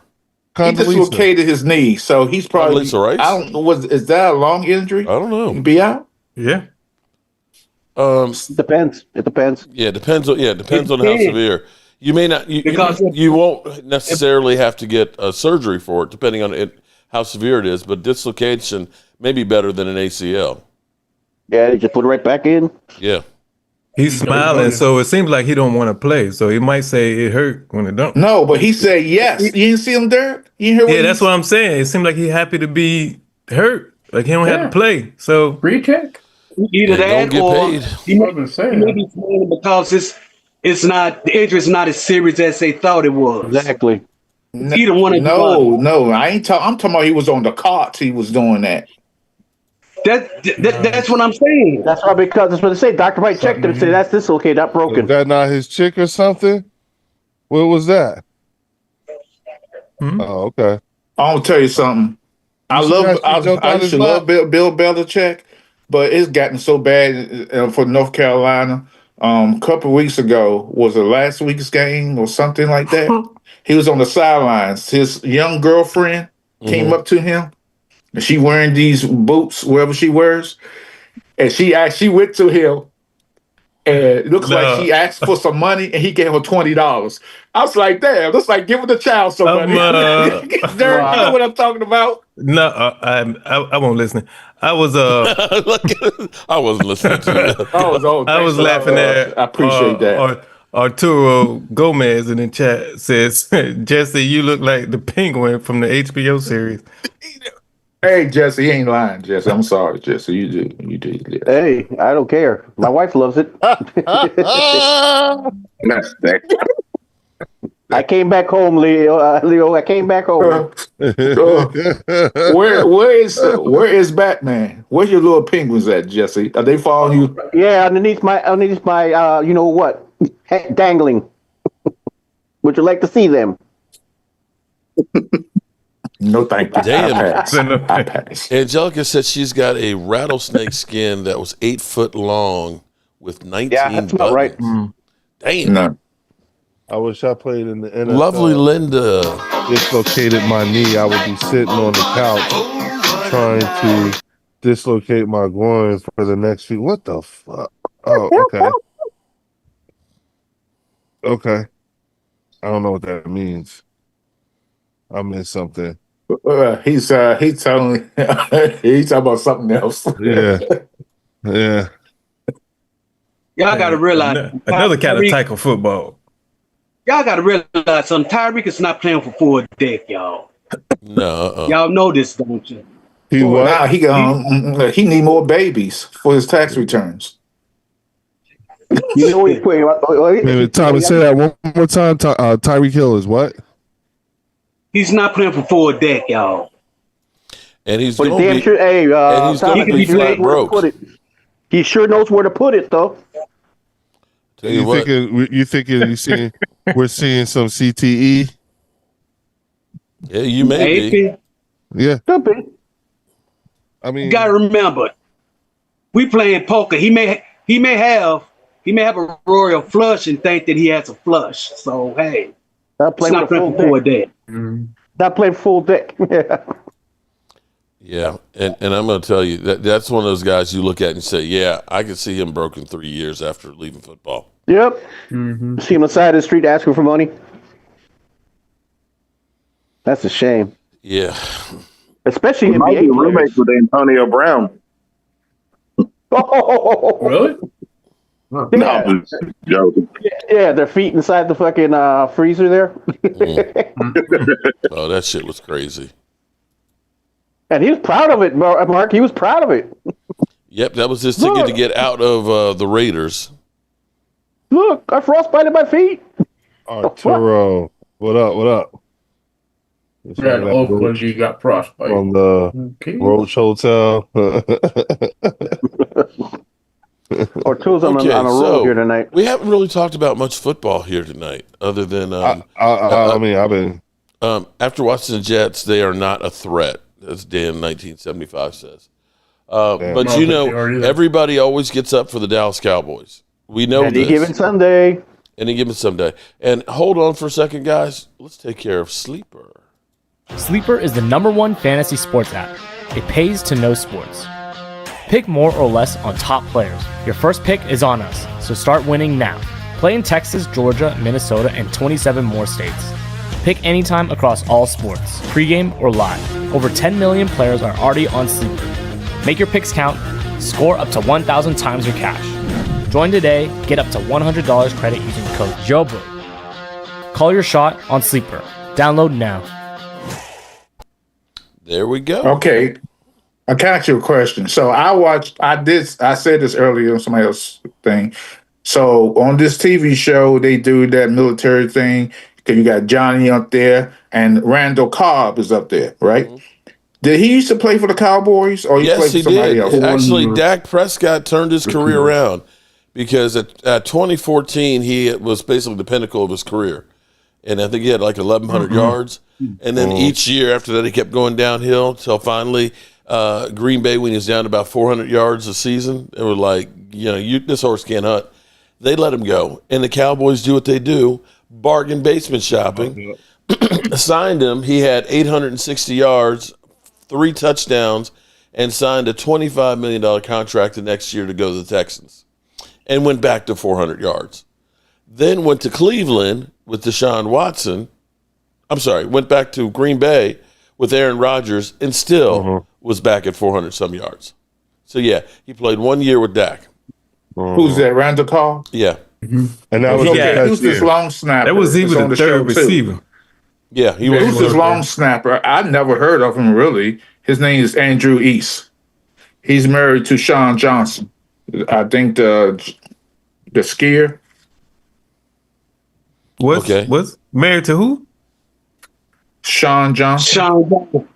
Yeah, she's gonna be in the Olympics this year. Yeah, she's Olympic. Olympic. She won the Olympics. She's from the West. Snap her off the hill. Yeah, he's from the West. Oh yeah, but Johnny got cooked in that show. Boy, he was. It was so funny. That's no joke, Bobo. That's no joke. I've done some of that shit when I was in. I have too. You know the deal. Yeah, I know the deal. Because the reason why you jump out of airplanes and you lean back, so the helicopter won't take your head off. That's a PLF too. You gotta do that PLF when you hit the ground, man. It's like ankles, knees, sideways. You know what I mean? Yeah. I fucked my leg up one time on that. Fucked it up. I nearly broke it, fractured it. No, I twist my ankle. I twist my ankle on it. Yeah, I couldn't finish. I graduated. I couldn't make the grade. I had to leave. I was pissed. Why you couldn't do the I couldn't do it. The water test? Yeah, I couldn't do that. I couldn't do it. My leg was fucked. That's like, well, you got to go back to a line troop. Like, fuck, man. I was pissed. Okay. So you couldn't do the water test. You know what I'm saying? You got to sit in water for about a long period. I couldn't do anything. My shit was shot. They said, "No, you can't." Oh, okay. You never got to do the 3 minute underwater. Yeah. The only thing I did later was they took us to the top of a diving board about 30 feet up, blindfolded with full gear, hit the water, and then swim to the top and get to the side. That wasn't fun. I played a Navy soldier in a documentary. Does that count? Yes, he did. Yes, it does. It does. You had the uniform on, so it counts. I played we did the what is it? The reenactment of the USS Cole bombing. I played the guy who they said he fell down 3 stories or whatever. Right. But he busted his feet. So he had to crawl all the way up to the top. And he didn't get no help until he got all the way to the top. I was like, this man climbed. Ain't nobody see him. Man, every scene I'm calling. everywhere, calling up ladders. Did you get paid for that documentary? Yeah. Okay, that's good. Did a couple things. I played a Somali pirate and another different thing too. For a documentary. I'm not saying you like the song. I'm the captain now. I'm the captain. It was you played Johnny Somali. But that's exactly who I played, because we did that documentary right after it happened. I'm not saying you mouthed in the church. And then they eventually turned it into the Captain Phillips movie, but we did the documentary like 3 months after it actually happened, or a month, some crazy something shit like they that. do over there. That's some crazy shit they do over there. So you were cast as a reenactor. Yeah, I was the main pilot, or the main Somali pirate. The main. Oh, really? Said, I'm the captain now. So you had lines and everything. Not really. It wasn't the script. They just gave me a few things. They gave you a gun and say, "Let's talk crazy." They were narrating what you were doing. They the most you can hear me is the part where he's on. They storm the bridge, and I'm talking up there. Did you get to say it? I'm in charge. No, they ain't give me all that. I just said, I rush into the bridge with the what's the gun? The rifle or whatever it was. The AK-47? Yeah, that's it. And what I say? I was telling them to cut off the ship. Just point the gun. Cut the ship. Turn off the ship now. Cut it off now. Oh, I thought you said Dak is the best. Dak is the best. Oh, Lordy. There's a whole bunch of that feeling about the game. I'm glad that we got a tie as opposed to getting blown out. How about that? I'd been happier with the win, but it could be worse. So, Derek, what's your opinion about the game? What game? Okay, that tells it all. Are you talking about one of the games that's on, or are you talking about the last night's game? He's about the Cowboys game. Hey, look, I thought the Cowboys were going to lose, so they did better than I thought. Yeah, he thought we were going to get blown out. I thought they were going to lose. I picked 27-17, something like that. Hey, Derek, why don't you talk about his game, Momo's game? Oh, the Commanders, I mean, they, if they all play with their left hand up, they'll win. Left hand up their ass. Everybody just go out there like this. The other team wouldn't know what to do. But I knew that he would catch up, and Doug Williams was the first black quarterbacker to win the big dance. Got 3 rings. Did somebody say he left the hit Play that song in the visitor locker room, and they can't turn it off. Oh, shit. They'll win every home Like game. keep it on loop. Go crazy when they want to kill him. Are you stupid dog? Hey, Momo's going to be a pastor at church and play that song.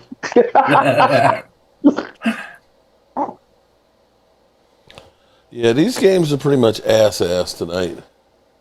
Well, would you say the Jets? First of all, you got the Jets in Miami.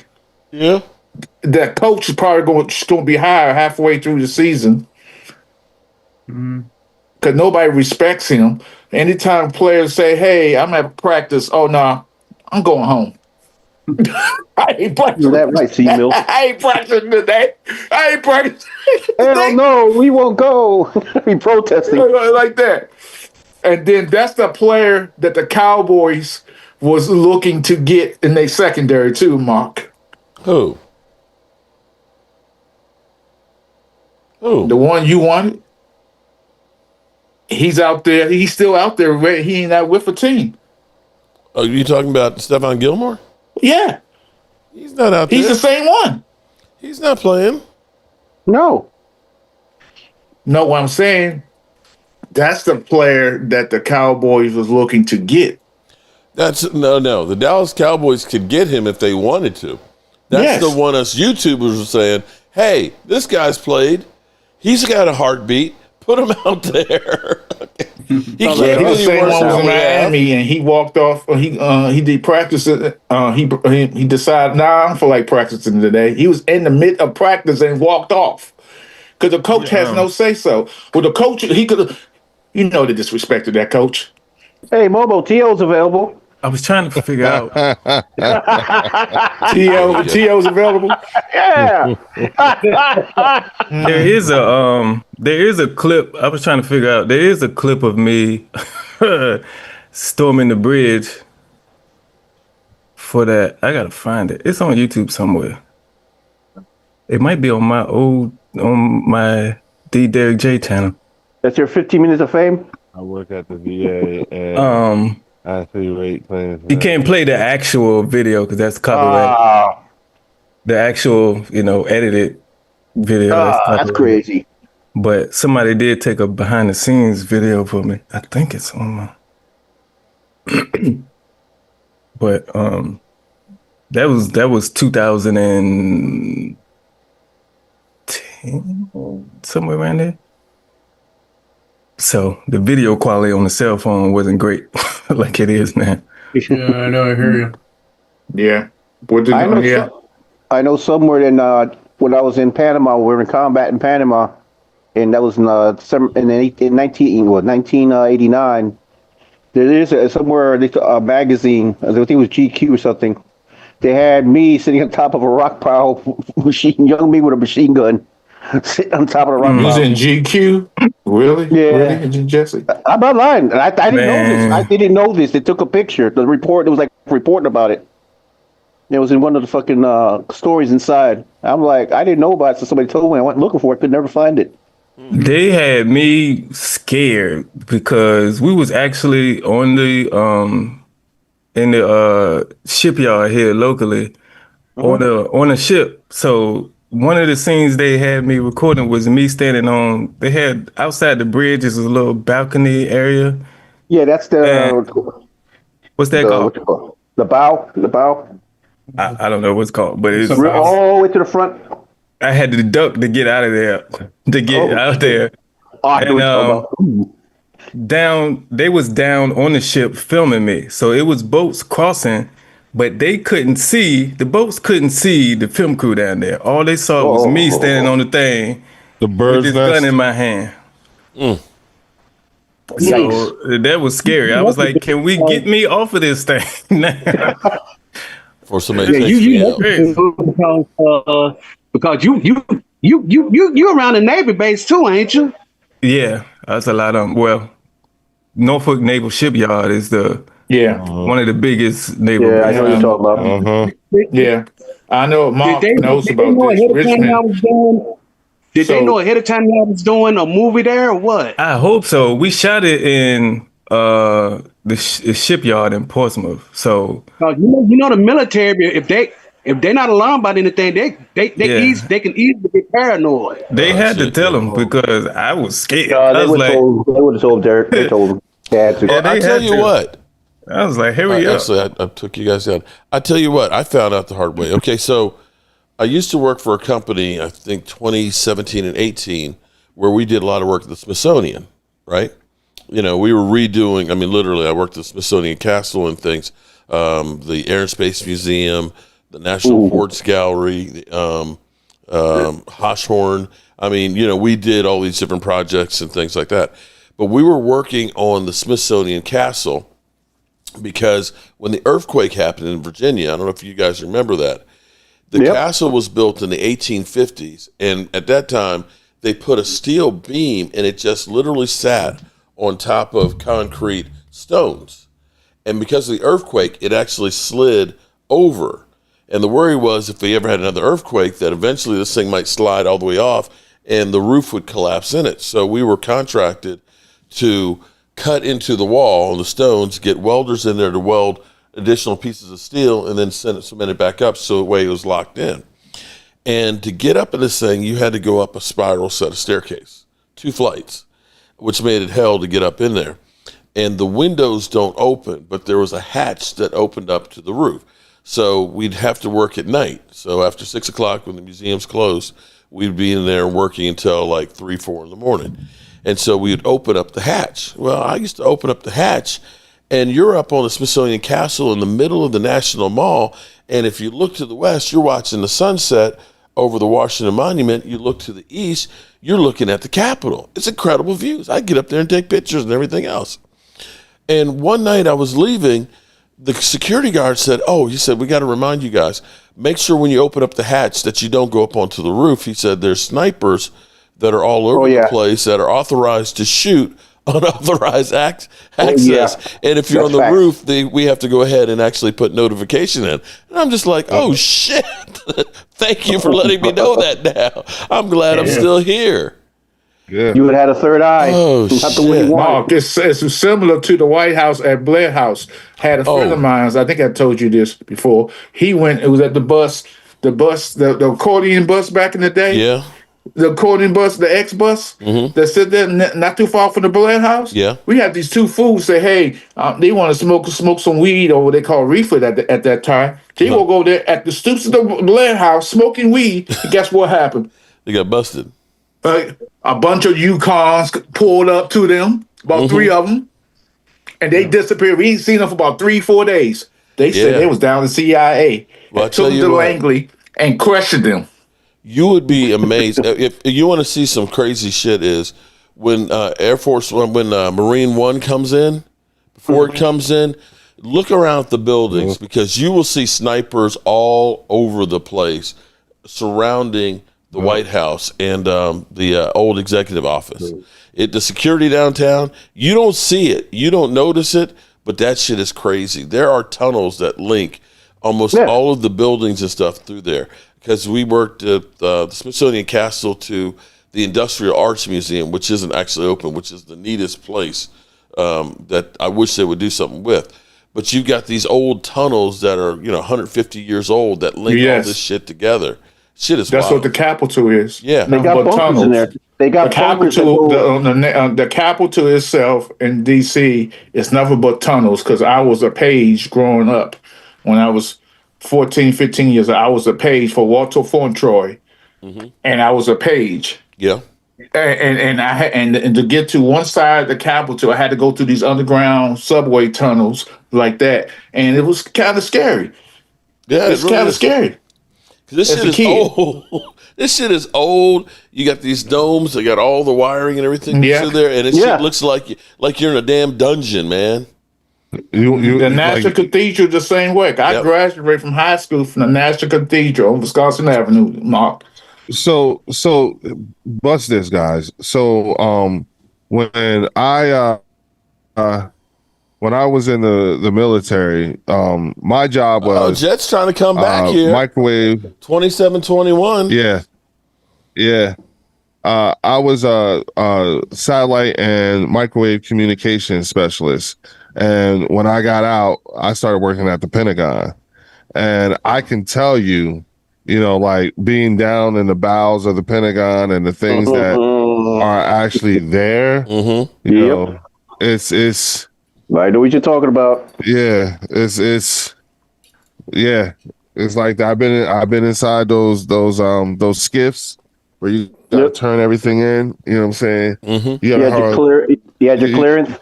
I was gonna say, like when you the things that you have the things you have to go through when CID call you to go through to get those clearances and stuff like that. Pain in the ass. Oh my God, you know what I'm saying? And even being downrange, you know what I'm saying? Mark, I worked for David Petraeus. Oh wow, okay. Yeah, and Mike Mullins. David Petraeus became director of CIA, and Admiral Mullins became chairman of the Joint Chiefs of Staff. Those were my bosses, for real. He was general of the U.S. Army. Say that again? David Petraeus. He was general of the U.S. Army. Yeah, he was when I worked for him. He was a lieutenant general. He was a 3-star general. But the thing about it was that at that time, the mission comm or the mission commander was actually Admiral Mike Mullins. Okay, now at that time, Mike Mullins was also the NATO's South commander, and that's where I was stationed at. So that's how I ended up. So when I deployed to Iraq, I didn't deploy. My second deployment was not from the United States. My second deployment came from an Italian NATO base in Italy, and Mike Mullins was my was the base commander, like the big dog. But I was a part of his comms package. And so when I deployed to Iraq, that's when I worked for General Petraeus. You know what I'm saying? So it's like, and you have to sit there because I was the VTC guy. So I used to have to sit there and then one time I got in trouble, and as punishment, my boss started making me give the J6 mission brief, and I hated it. You know what I'm saying? I hated it. You know what I'm saying? It was all my fault too. You know what I'm saying? Because now you gotta read whatever that like everything, like when they do the briefings and everything, the VTCs, you gotta read them everything that's going on with your department, and they ask you questions. I hated it, but yeah. Oh no. Oh, is it?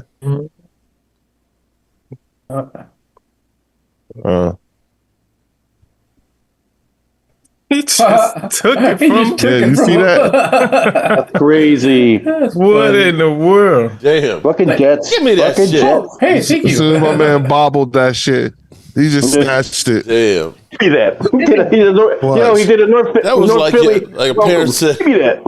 Took his Halloween candy. I tell That's you, like your mom. You had some shit you were saying. Give me that shit. Give me that shit. Snatch that shit right out your hand. Oh my god. Thank you.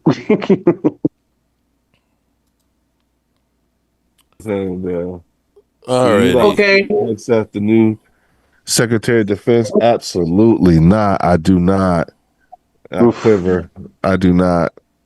I hate it. But he is the Secretary of Defense. So, This game is over with. Ain't no way in the world they could win this game. Okay, y'all. How well y'all remember when Bill Clinton was president?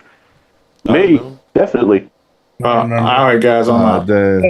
Hey, Leo, we are not going. We are not getting high tonight.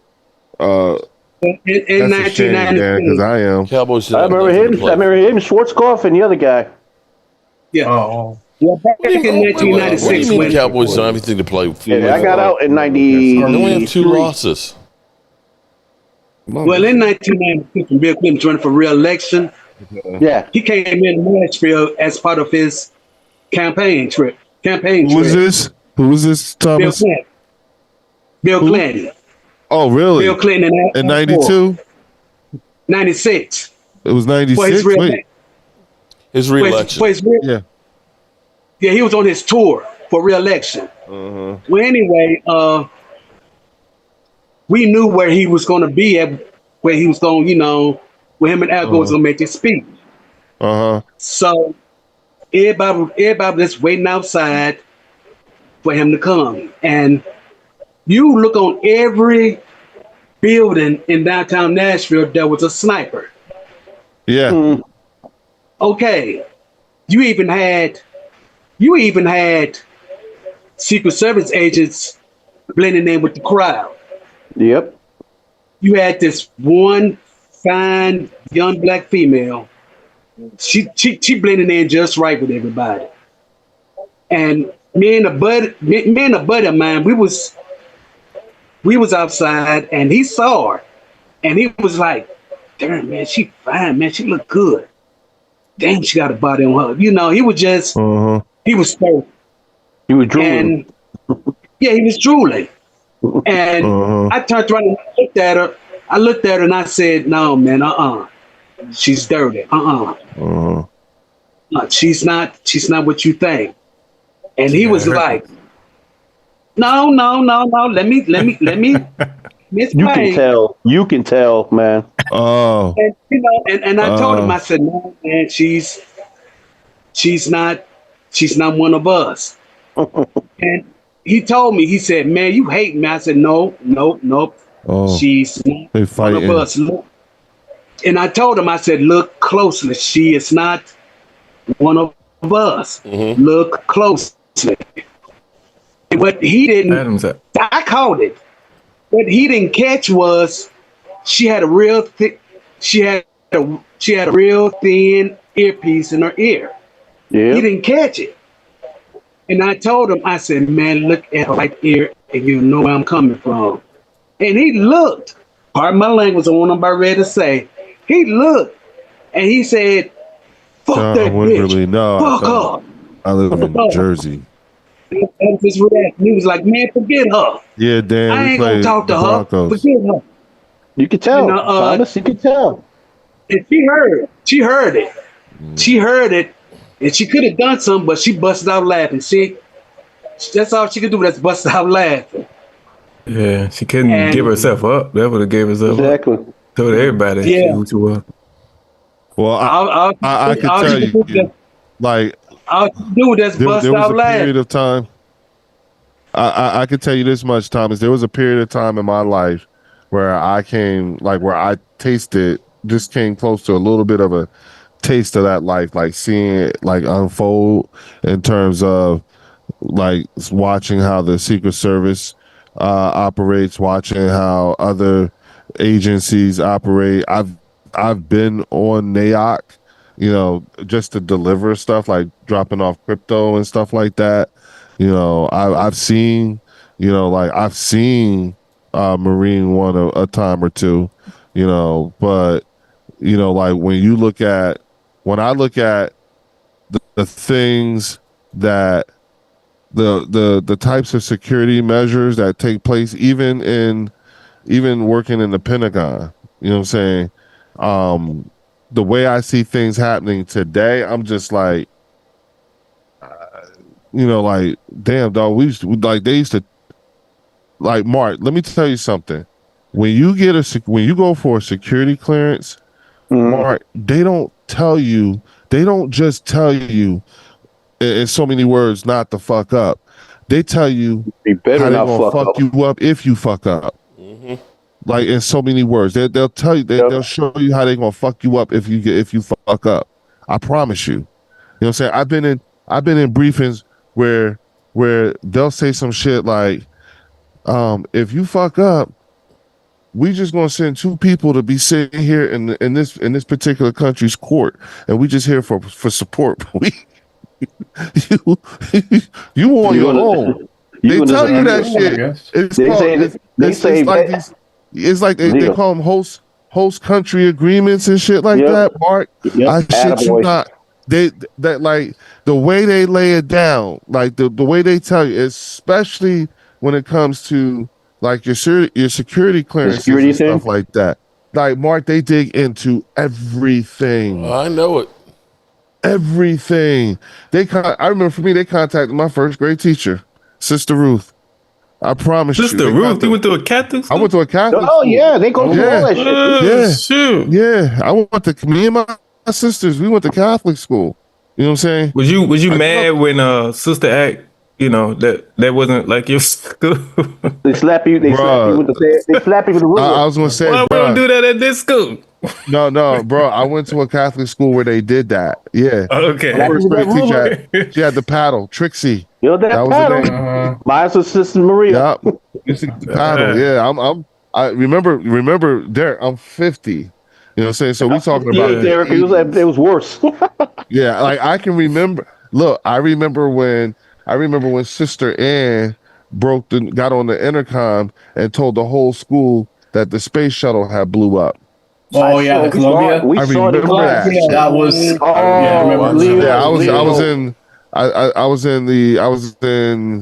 I want to say 3rd grade. I think no, 2nd grade. It was something. I was young. I remember that. Man, how old are you? I'm 50, Mark. I'm 58. Wait, Leo, I remember watching it when that happened. Leo, I watched it. We sat down for a science project. Sister Maria had us whole class watch it on a big TV.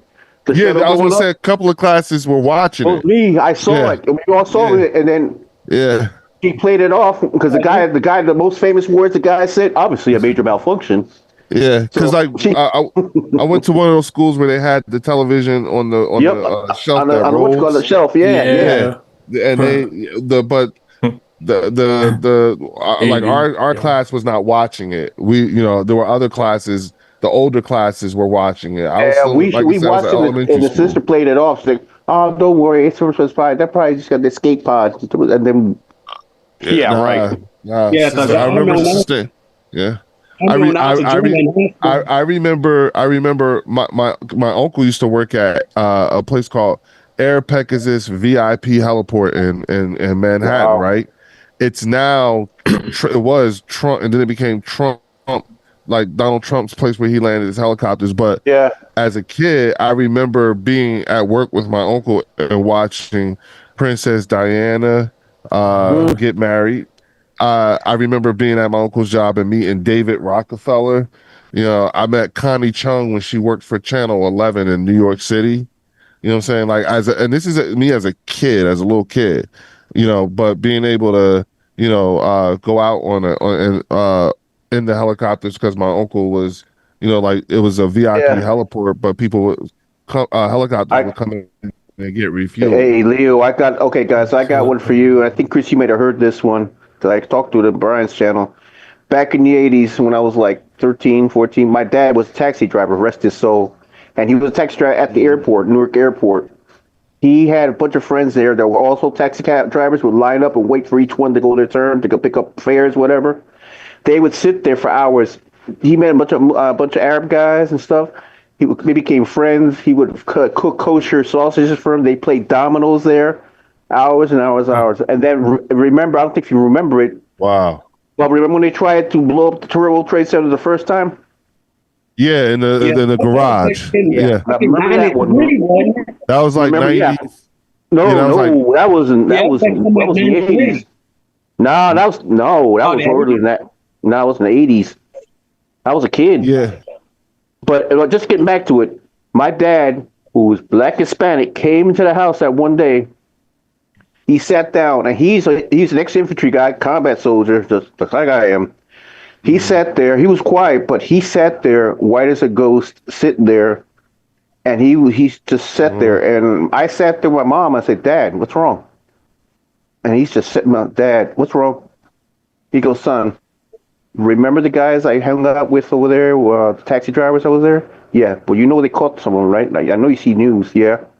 Half of them I used to play dominoes with. Their friends. It was the dudes.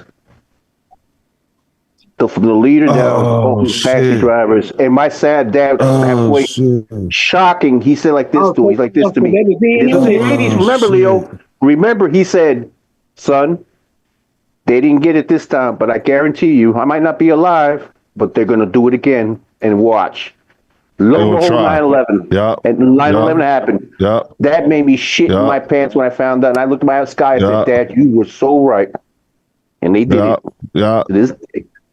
No joke. People, no joke. People called that years, like because of the first one. Yep. When it was in the garage. Yep. You know what I'm saying? Mm-hmm. So and my dad said, my dad said the last thing my dad said to me, he's like, "They're not going to get it this time, but they're going to get it the next time. Remember this day, son." I'm like, "Oh my God."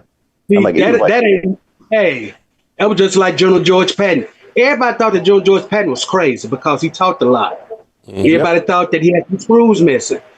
Mm-hmm. What a lot of people didn't know was about 6 years before the Japanese bombed Pearl Harbor. He told Franklin Roosevelt. He told him in his Oval Office. He told him because at the time they knew something was going to happen, but they didn't know where. They knew that somewhere there's going to be an attack on us, but they didn't know. They didn't know what if it was going to be. Yep. Pearl Harbor.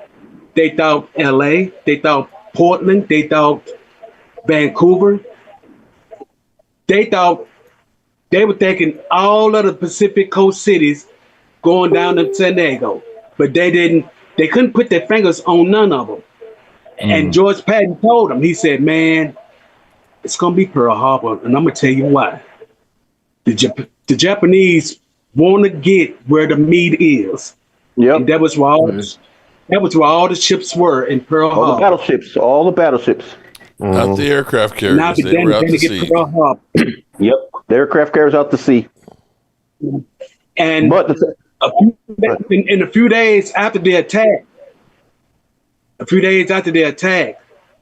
Franklin Roosevelt, he met with all the leaders at the White House, and he looked at George Patton. They say he looked at George Patton. He said there was nothing he could say. There was nothing he could tell him because he knew he was right. He couldn't talk to him. Hey, Jeff. Well, it is what it is, man. Well, the Jets crazy. go crazy. down, and Cincinnati's not looking too good. What's the scores? Now, now Cincinnati, they trying to put on a little drive. They're at the 43. You see that right there? What's that? You see that right there? Yeah. Yeah. That's the inside of Baath Party headquarters in Baghdad. Right behind me. Yeah. Right behind me is where there's if you can see behind me, it looks like it's a hole or whatever. Yeah. That is actually the hole where the JDAM actually punched through. Nice. So what all that destruction that you see behind me, that is what came after the JDAM punched through the floor. That's crazy. But they always said don't get near it. No, especially when you guys are cooking with the radar. They always said don't get near it. Yeah, that's my boy Marshall. But yeah, there's a better picture. There's me. That's my unit right there. You know, Second NATO Signal Battalion, based out of Naples, Italy. That's me with Governor Murphy. We were signing some. Okay, yeah. Okay, yeah.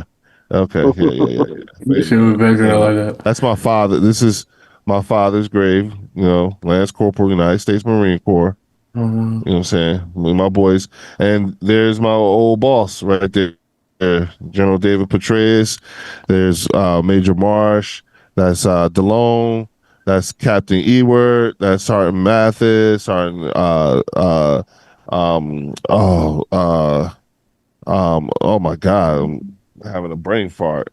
And a British major. We were actually deployed for NATO. That's my son. That's my sisters. Yeah. This right here is actually the tomb of the unknown soldier in Baghdad. So this is their version of the tomb of the unknown soldier. And this guy right here, that's my battle buddy, Cody. We did a lot of missions together. This is one of my boys who committed suicide. That's my mom, me and my mom. I'm sorry. Yeah, and that's my crew right here. The J6, we work directly for General Petraeus. So that's crazy, dude. Yeah. So there you have it. That's my story, and I'm sticking to it. Yep. Well, got mine too. Service. But like I said, we had to do what we had to do, buddy. Yes, sir. Yes, sir. Yes, sir. My fat ass will probably do it again if needed. Oh yeah, what's the name? Got the halftime show. Bad Bunny. Yeah. Oh God. Yeah, for the Super Bowl, right? Yeah. Yeah, he's a joke. That man is saving Puerto Rico right now. That man is just making money. He's not paying taxes in Puerto Rico. That's my honor, John. He is bringing a lot of people over there, though. He sell out how many shows? No doubt, Jeff. No doubt. My honor, bro. My honor. You know, but seeing how, like, understanding, like, from the inside out, you know, and listening to certain conversations, what I would tell you, the biggest lesson I learned from all those deployments downrange and listening to these people have to make decisions that be careful who you put in these seats of power. You know what I'm saying? I learned real quick that I did not want to be a general. because the decisions that you have to make, there are some decisions, I don't care what your lot in life is, there are some decisions that have to be made you just don't want to be a part of. I promise you. I bet. I promise you.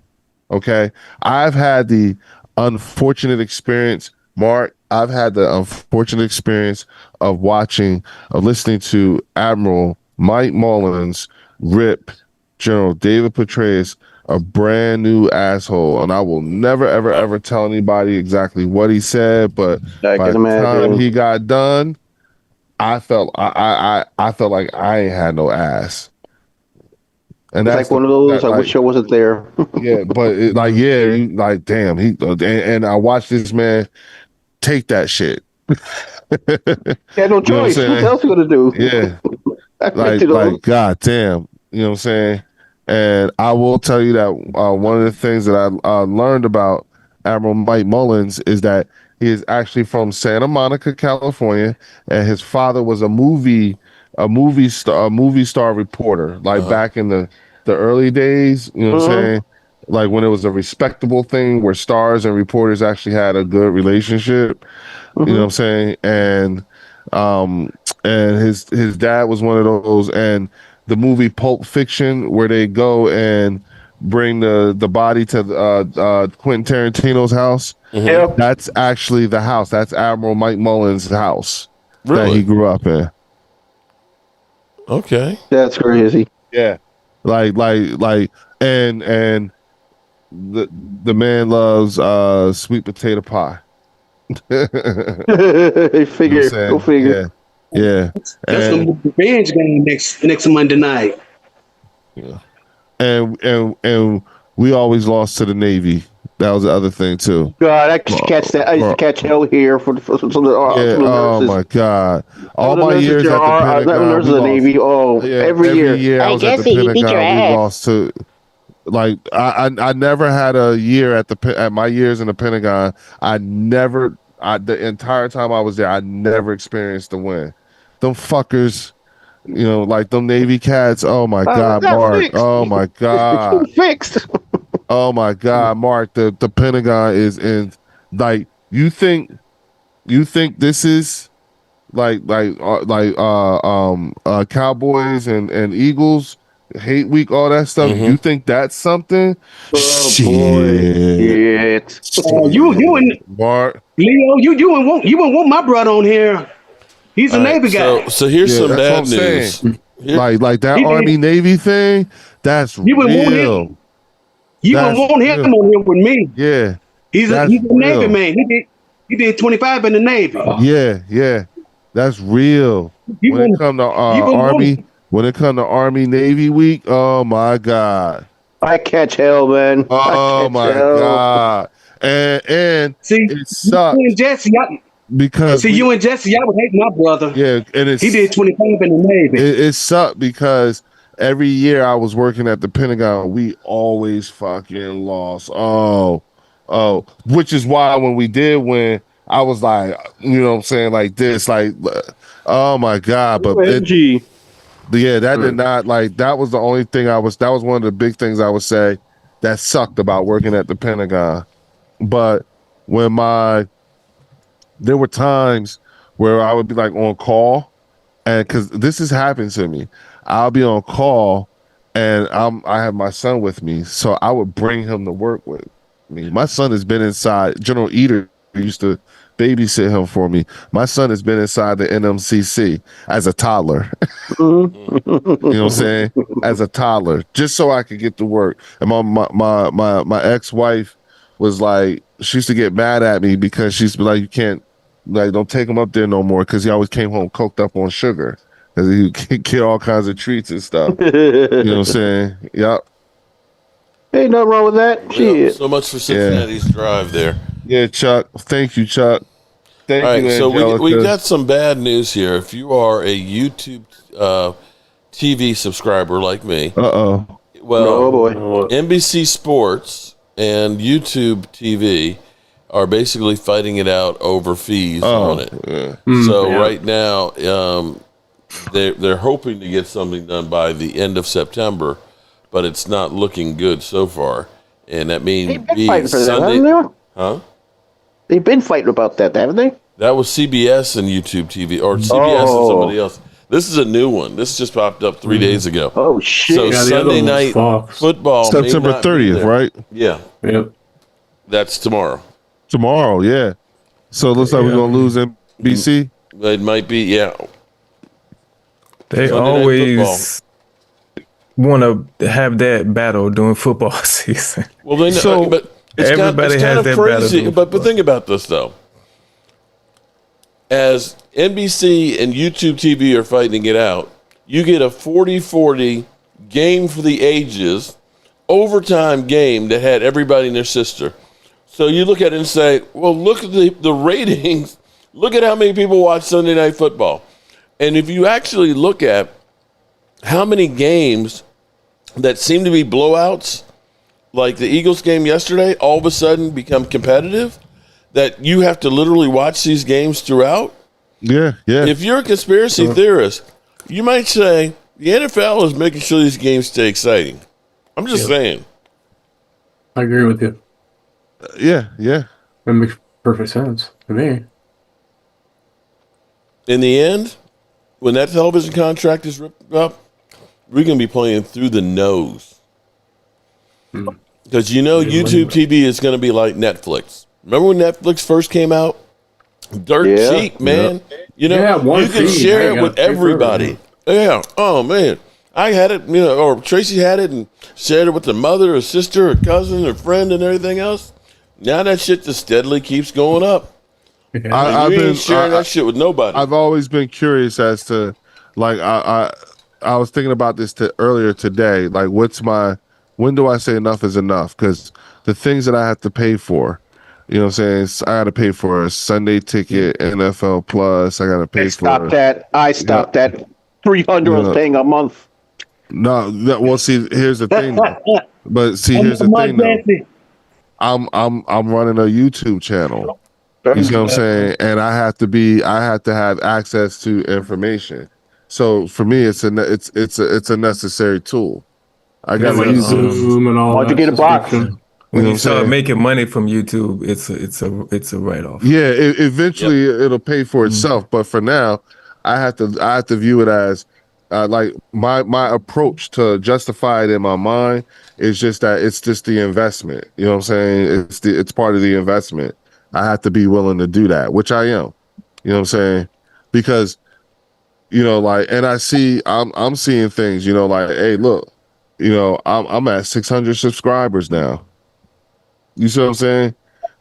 So it's like, okay, but the way that the league is doing things, it's like you got to jump through hoops just so you could, maintain coverage to a degree. When do you say enough is enough? Especially as a content creator. I tell you what kind of. Mark. Hold on. Now check this out. So yesterday I did a 15-hour stream, right? Yeah, that was there.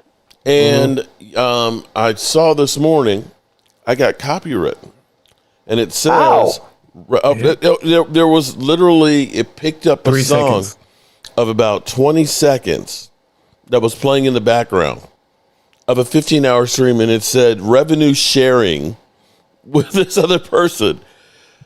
20 seconds of 15 hours. Okay. Wow. Oh my God. Yeah. So were you able to take it out? Yeah. Now here's the good news is take out the music. It's not that it's retroactive. Their bots don't pick that up from a live stream until after it's finally recorded. Then the bots go through it. So it didn't affect the actual live stream, what I did before it was detected. Once it's detected, then of course it loses any more going forward. So, but it's just a matter of That's petty. That's petty. Yeah, Do they allow you stuff is petty. Does it allow you to remove sound on a live stream? Not during after it's done, you get the notification on it. Then you can go ahead and erase it. Okay. But yeah, then it's like sometimes you'll go through, you'll do a video and think it's great and everything else. And the next thing you know, you get a copyright. You're like, oh, fuck. Mm-hmm. If I were telling people, I'm going to say I love YouTube. And I can tell you the reason why I love YouTube is all the people that are here right now that are watching, all of you guys that are interacting with it. Like I was saying with Chris May, the email that I got from him, those are all the positives on here. But if you're looking at join YouTube to say, I'm going to be a YouTuber and that's going to be my career, you're going to be disappointed because it's one of those things, Jarek, you got to buy equipment. I've been doing YouTube full time for a couple months now. It's the most stressful thing in the world. Because at first you put out videos and, hey, man, however much it gets, how much views it gets, that's great. That's wonderful. Mm-hmm. It's all bonus. But now when that bonus turns to everything you count on, yeah. Well, Derek, it's not the Wild Wild West like when Mark was here and Cole Pizzle. Yeah. It still wasn't easy back then either. Though. Yeah, but you know what though? It's like Lane Johnson said, "Hungry dogs run faster." Yep. You know what I'm saying? So and this is the ultimate for you. It's the ultimate bet on black. Listen, when I understand something, y'all, when I decided to go into the cannabis industry, do you realize what I had to give up? I let all of my technical certifications expire. I knew I was not going to be able to maintain my security clearances just because I was going into cannabis. You see what I'm saying? It was the biggest bet on black ever for me. And this is after multiple tours of duty down range, been to war. They don't care, Leo. They don't care. I'm saying not the civilians. They don't care. But what I'm saying is for me, this was the first time I ever this. I counted what I was doing at this moment as a bigger bet on my own life than going to war at this time. Because mind you, I have a wife now. I have 2 sons. You know what I'm saying? I have a kid. You know, so this is, and I was at a point where it had to work. You see what I'm saying? Yeah. And thank God it has. It still is. You know what I'm saying? And it's afforded me the opportunity to spend time outside of what I do for cannabis. I can also talk about my next favorite thing, which is the Philadelphia Eagles. And you know what? I have an opportunity to turn this into I can turn this into another revenue stream for myself. Okay. Don't count on that, man. If it happens, great. Don't count on it. Hey, Leo, you know who else plays with the cannabis? Say what? You know who else is playing with the cannabis nowadays? Who else is playing with the cannabis? Who else is playing with it? Hugh. Wait a minute, say that one more time now. Hugh Douglas. Hugh Douglas. Yeah, I can say that because I have a video on my other channel, Derek J Speaks, that I wouldn't have made if I wasn't full time, and that video is almost at 1.2 million views on it. Oh damn! Really? So I wouldn't have made it if I wasn't doing this full time. Really? I did that that was in July, so that video's been out. Is YouTube the primary platform that you're using? Yeah, it's the only one. Yeah, that's what I'm saying. It's the only one. Yeah, I have stuff. I have other accounts on. I got an account on TikTok and Instagram and Facebook, but I'm just focusing on YouTube. Hey, just to see Mark. Do you know about Mara, right? Joe Mara. Mm-hmm. You know what's going on with him? No, what? He's got cancer. Oh man. Derek J, you should think about expanding to the other platforms. Frank Joseph, the platform that allow you to do it, so that you can maximize. You know what I'm saying? Yeah, you can stream multiple platforms. It's just hard. Is that my stalker? What I'm saying is, there are platforms where you could do all of them at one time. Yeah, there's streaming software that lets you hook up your OBS to do multiple streams at once. It's just you have to have the computer processing power to do it. There you go, Mark. Huh? That's where I Here we go. Welcome, Frank. How are you doing, buddy? What's up, Frank? Everybody say hi to Frank Joseph 2.0. My man, Frank. You, Frank. Long time. How's the weather where you're at, buddy? I Probably don't remember. hot. It's probably hot and tropical. Yeah. I'm thinking of the Jamie Foxx episode. Never mind. So Gene, let me ask you, when was the last time you were in Puerto Rico? Who, me? Yeah. It's about, 10 years now? I'm dying to go back there. I have to. My mom's kind of, unfortunately, she's going through her faculties. Uh-huh. So, my sisters are down there with her, but she's been asking for me. I'm going to have to make a run down there. Yeah, I enjoyed going to Puerto Rico, man. I love Puerto Rico. Man. You ever go to the East Coast? Huh? Well, you ever been to the East Coast of Puerto Rico? Okay, here's what I've driven around the island and stuff. Now, when we were there, we were in San Juan. Okay, so when we were leaving San Juan, where the area we were working, we were literally riding, of course, to the main highway and stuff. But you get through a section where the buildings look like they're shacks. But there are all kinds of stores and like restaurants and stuff.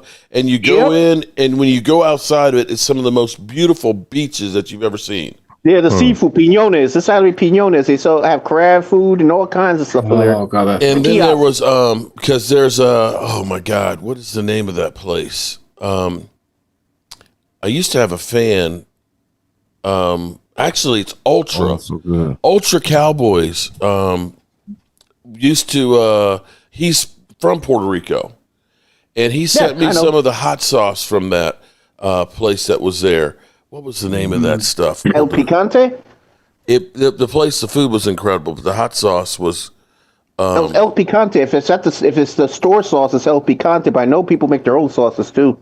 Now, this place was so you know where I'm talking about. All of the it's like a shack strip mall.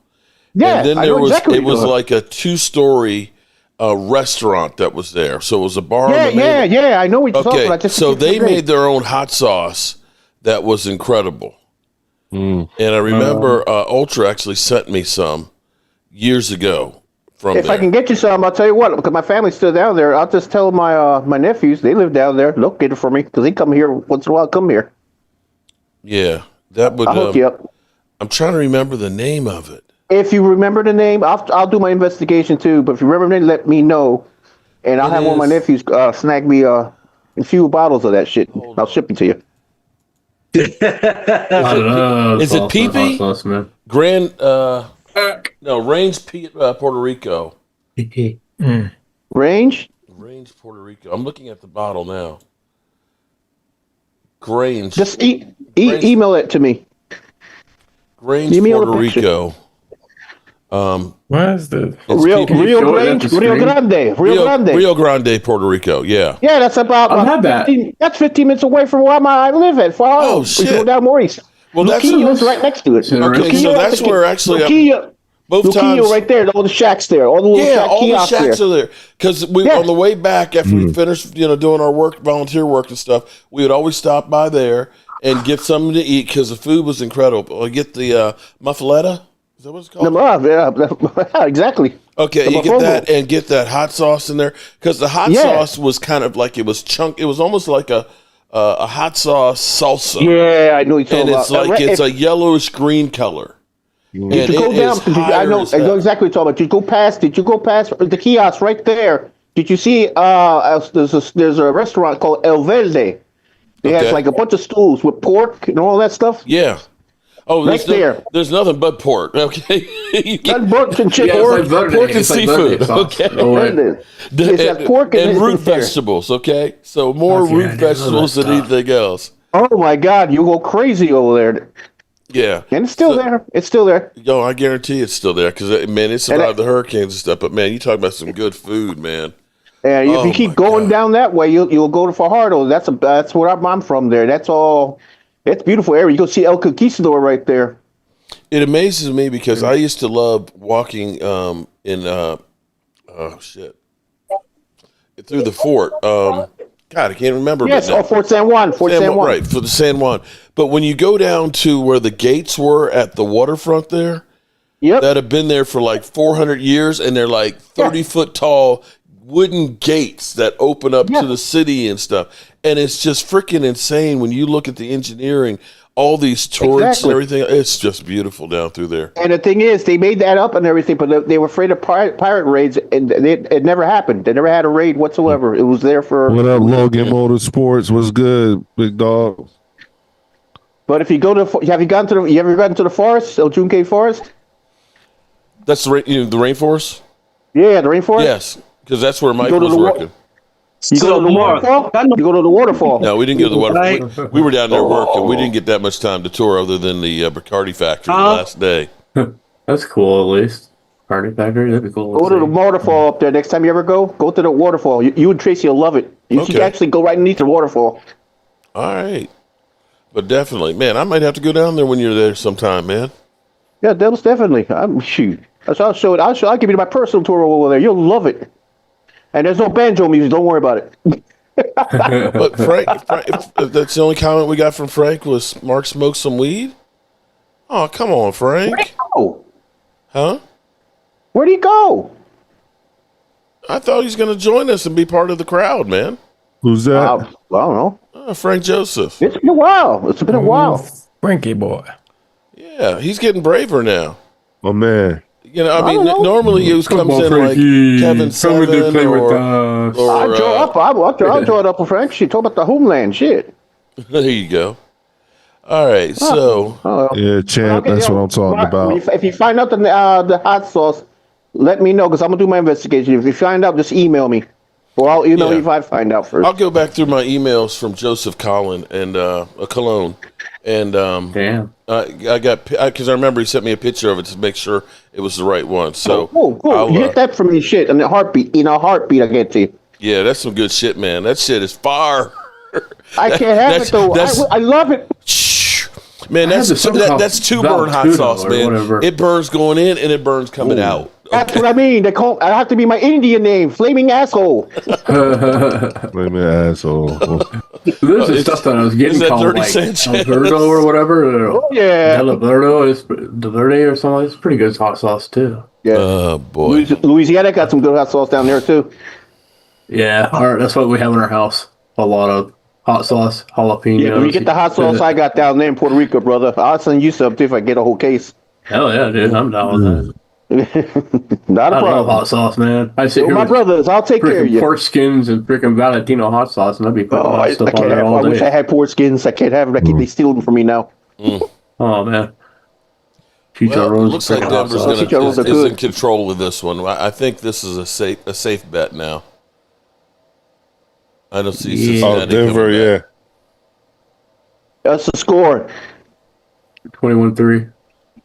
Damn. Without Joe Burrow, Cincinnati ain't. Yeah, because somebody in the chat said no football talk. Yeah, that's why we ain't talking football. No football Nobody's invested in this. Game is over. Hey, I need RJ Harvey and the damn kicker to do some more work so I can beat Game Time Brian, but that ain't gonna happen. I need like 6 points or something. Go and kick it yourself, Chris. Go and kick it yourself. Same thing happened to me with Drew week 1, lost by a point. Oh god. Oh, that's right. Now I remember, Chris. When I was telling you about the receiver, I was talking about Bijan. Bijan Robinson, yeah, that guy. Yeah, I was saying whoever had him in fantasy points must have made a killing. It must have. I'll have to find out who has that. So Jess, actually, so let's go back to football here. So now that you got Jackson Dart and you got the first victory under your belt, how you feeling right now? You think you're about to turn the corner? Who? You. I was looking at something. That bad. Well, Dart's doing his job. Dart looks good, solid, scatterboo.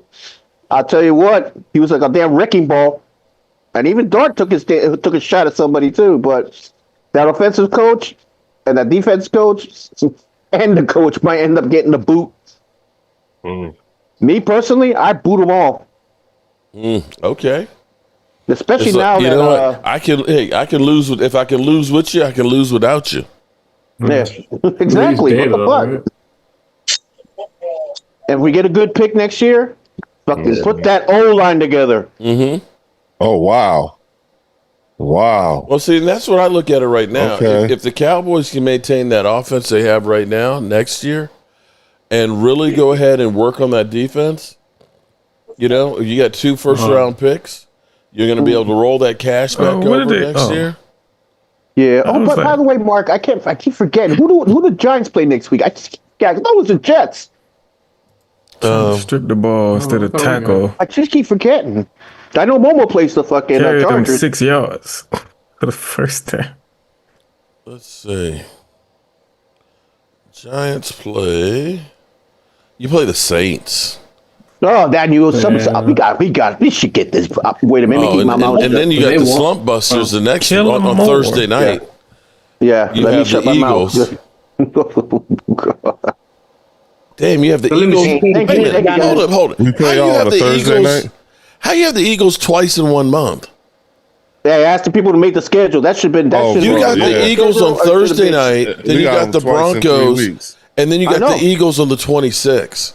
Yeah. And then we got Washington the same way. Look at the end of the year. Damn. And then you got the 49ers and then the Bears.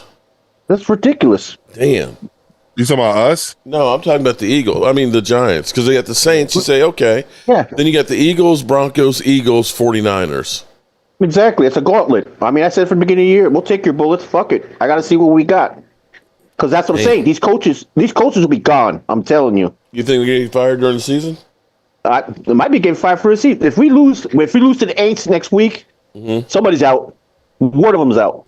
And I think it's that one on what's his dummy? What's his name? I keep forgetting his name. The OC or the DC. The DC. OC, DC, head coach, don't matter. All of them need to go. You should have seen Mark. You should have seen my rant. I went ape shit that yesterday. Damn. I went ballistic. Damn, Jesse. Damn, Jesse, you won yesterday, man. At least give him a week or something. I'll put them all in a fucking boat like a Titanic. Set it out with a torpedo. Fuck off. What happened? Great. That sounds like a real New Yorker right there. Hey, fuck this shit. I'm not gonna do it. Who is it? Who is it? I said, we lose the Aints next week. Put fucking the coach, the manager, the fucking OCDC. Put them on a fucking draft and put a torpedo in it. Goodbye. Aints. Okay. So back to the fucking drawing board. You can't beat the Aints. There you go. Man, you got me crying. Oh, wow. Wide open. Damn. Thomas, you're doing to an Walk-in infantry soldier. touchdown. I don't give a shit. Take him out, shoot him. Next. I know how you feel because I felt the same way at the beginning of the game last night. Yeah, but you can get. Well, I feel only thing feel bad for you guys is that we can get rid of our manager. You're stuck with yours. Oh shit. Hey, I've been one of them guns since day one. Yeah, baby. Yeah, and if Caesar Senior dies, you still get Caesar. You know what pisses me off more than anything else is just listening to Jerry Jones and Stephen Jones's press conferences. You know, it used to be at the end. It used to be it was only Jerry Jones on Tuesdays. Oh God, it's horrible, Leo. And now you got Stephen Jones on Mondays, and then you got both of them on Fridays. It's just like, I don't really want to hear from you guys. Singing a duo. 2 clowns for the price of one. Yep. Yep. It's ridiculous. 2 for 1 special. The clown posse. My guy got a touchdown. I wonder what that did for me. Clown show. It's the clown show, baby. See what I told you, Drew?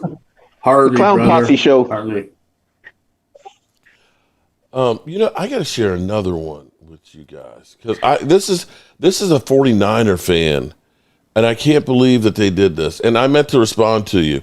So I get Jay Maxwell, who's a gambler, and he's always, he basically said the Cowboys are going to get mollywopped and your season ends and everything else. Typical 49er and, Niners for life. And he came back in. The title of it was, I Was Wrong. Cows played well. Dak was extremely good. Unlike you, Holmes, I don't cherry pick and twist shit to prove my point. When I'm wrong, I admit it. Cows played best they could, and Pack played as bad as they could. Niners for life. So should I take that as, okay, we played the best as we could, the Pack played the worst that they could. Should I take that as a compliment? Take that as a backhand compliment. A backhand compliment. Golf clap. I mean, kind of. You gotta, that's the best he could come up with.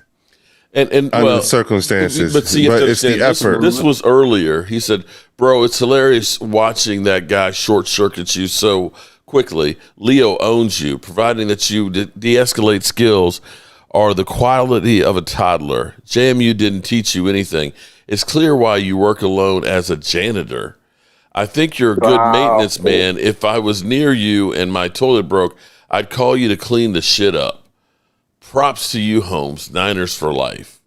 Okay. Oh my god, dude. Well, it's a Kool-Aid hater. Yeah, exactly. And people get jealous that's somebody that's representing for the 49ers. Mark's been like that's what that is. It's a fucking double agent. Mark, he's catching up. He obviously has been watching, so he hasn't missed anything that you've ever said about his team. Oh no, you're a double agent. You know what they say? The people that hate you the most watch you the most and bring you the most. Yeah. Oh boy. This is the truth. And the funniest thing about it is, he's not lying. You're actually not wrong. Well, no, the thing is YouTube gives no F's about why somebody's watching you. Whether they love you or hate you, they only care that they're interacting with you. So when you get somebody who's literally instantly there as soon as you pop up in a video, YouTube says, oh my goodness, they're reacting really quickly. So let's share this thing even more. So as people go to try and destroy you, they're actually helping you to be more successful. Yeah. You just gotta have a Teflon. You gotta have a Teflon skin. That's all. Case in point. How many times have I clicked on? In the big dance, when you got Joe Gibbs, you got a good chance. Let me tell you something. So YouTube doesn't care that I'm mocking that, right? All they look at it as that's another view. That's where we could sell more advertisement to. And that's how the game works. This game's crazy. Oh Lordy! So Derek, I didn't realize you were doing it full time, man. Because my car got vandalized in June, and I was doing gig work, making deliveries. My car got vandalized. Somebody out here hit like 6 different cars, but they. Poking holes in, they went under the car and poked holes in the gas tank. Oh, that's not cool. So I put in an insurance claim. My insurance say, hey, this is a total loss. I was like, what? Oh. So, because my car was a 2012. So they was like, so at that point I was like, I could either take this money they giving me for the car, go put a down payment on another car, start making deliveries again, or I could, bet on myself on YouTube, and that's what I did. Oh, you gambled right. Yeah, it turned out good. So, but that pressure, man, it's like, man, I need a hit, man. I need. Yeah. And then you get to the end of the month, and you're like, oh, I made enough. And then the first come around, he's like, you start stressing all over again. Here we go. It ain't no lie, man. And a lot of people look at it as like, oh, get a real job, and it's like, you don't know how hard it is to come up with content and to be able to put it out there, and everything that you do is you. There ain't nobody else. You got to buy, especially when you're getting started, Momo, he's like, hey, send me a mic, send me a camera. But, buying the equipment, you're learning, of course, bird section. That's where, you do it as a side thing and see how it goes, jumping in full steam, man. That's scary. Yeah. I've taken that plunge, but not for YouTube. I did it for cannabis. You know what I'm saying? So I know what it feels like, you know what I'm saying? But it's also like, as you create your own lane and you start to see the fruits of your labor, you'll realize like, yo, you don't have to ask nobody's permission for anything. Take time off, everything. Mm-hmm. I would have never been able I would have never been able to I would have never been able to explore anything on YouTube had I not did what I did with cannabis. You know what I'm saying? Yeah.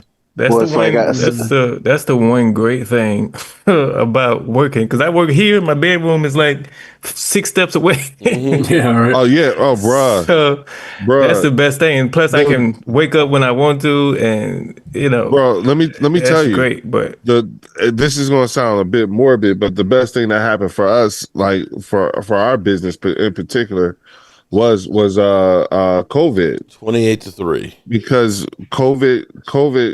COVID taught everyone that our industry was no. Logan, I haven't gotten too much hate mail from lately. You know what I'm saying? And it forced us to work differently. You know what I'm saying? And good night, Angelica. Kiss the puppies for me.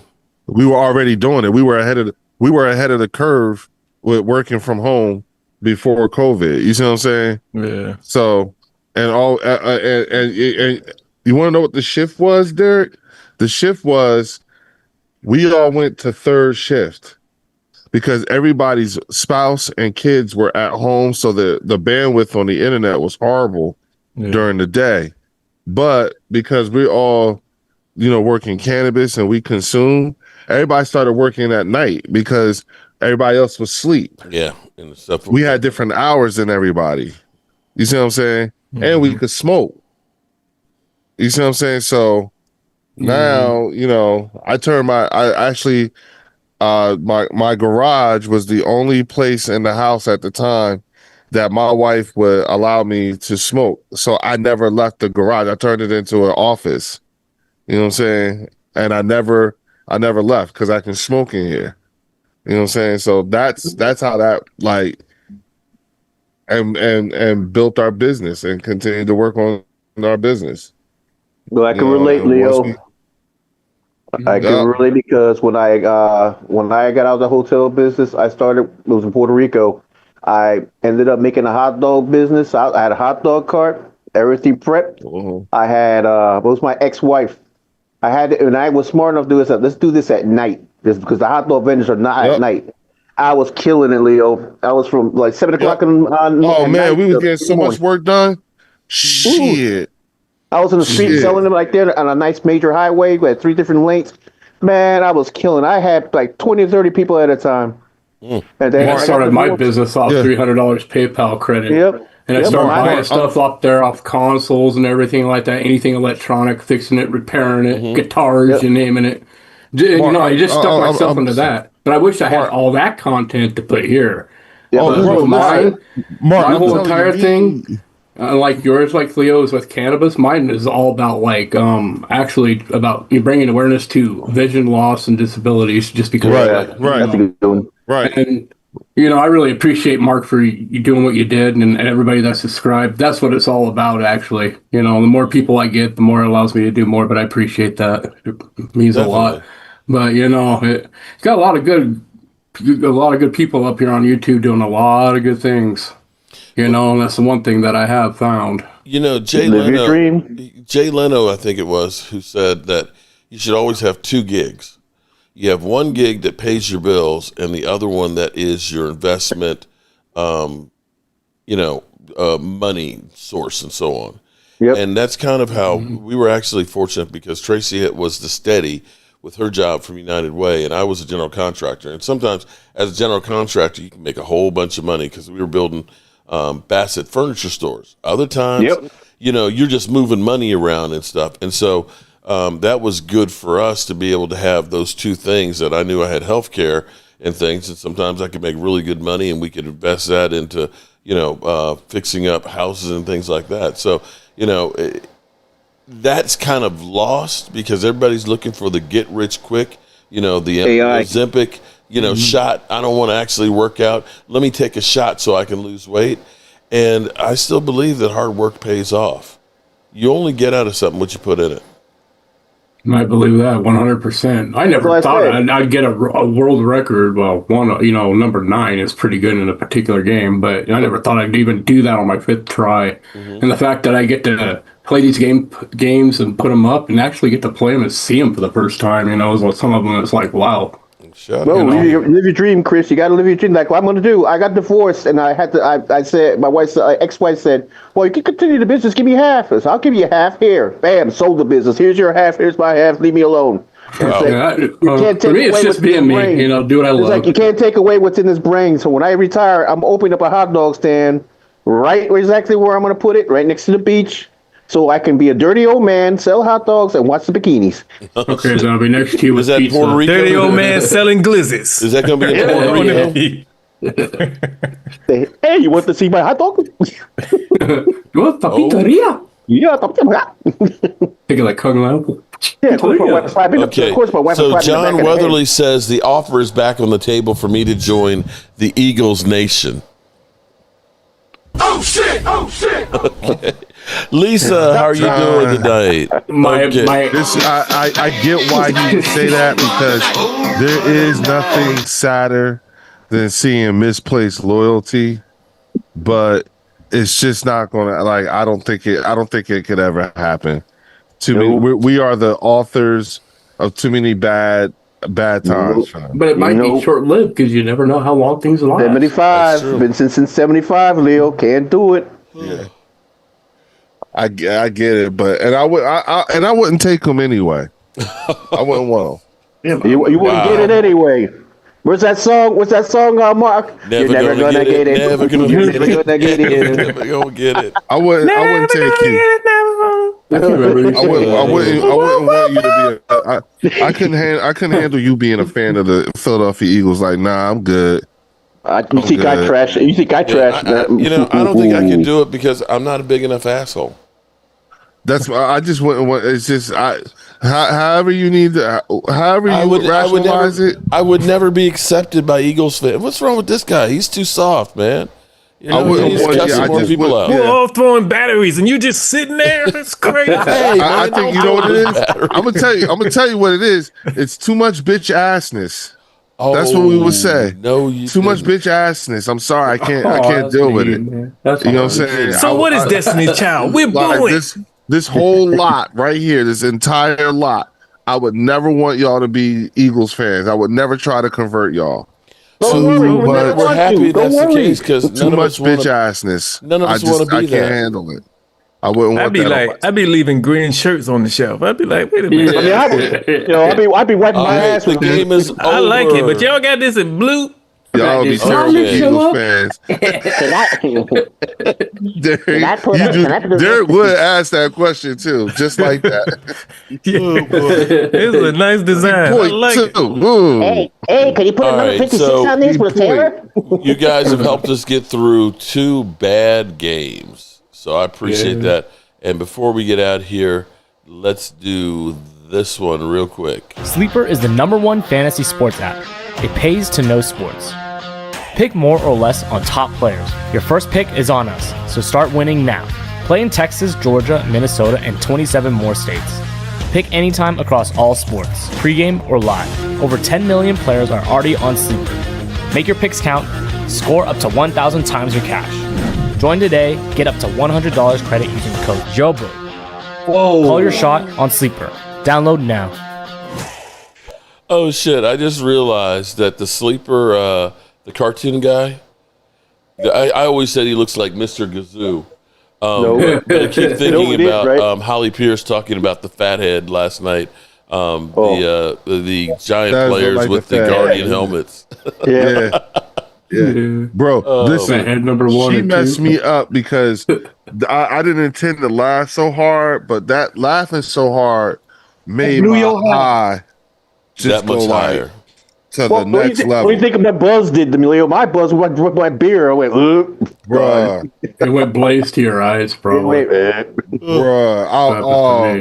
Holly did, and the thing is that I will never not hear the way Holly says fathead. Hey. I'll always hear it. Hey. I know. You know what I'm saying? Did you loop it, Mark? Are you going to make that? You got to loop that, like Mark. Some kind of a sound thing.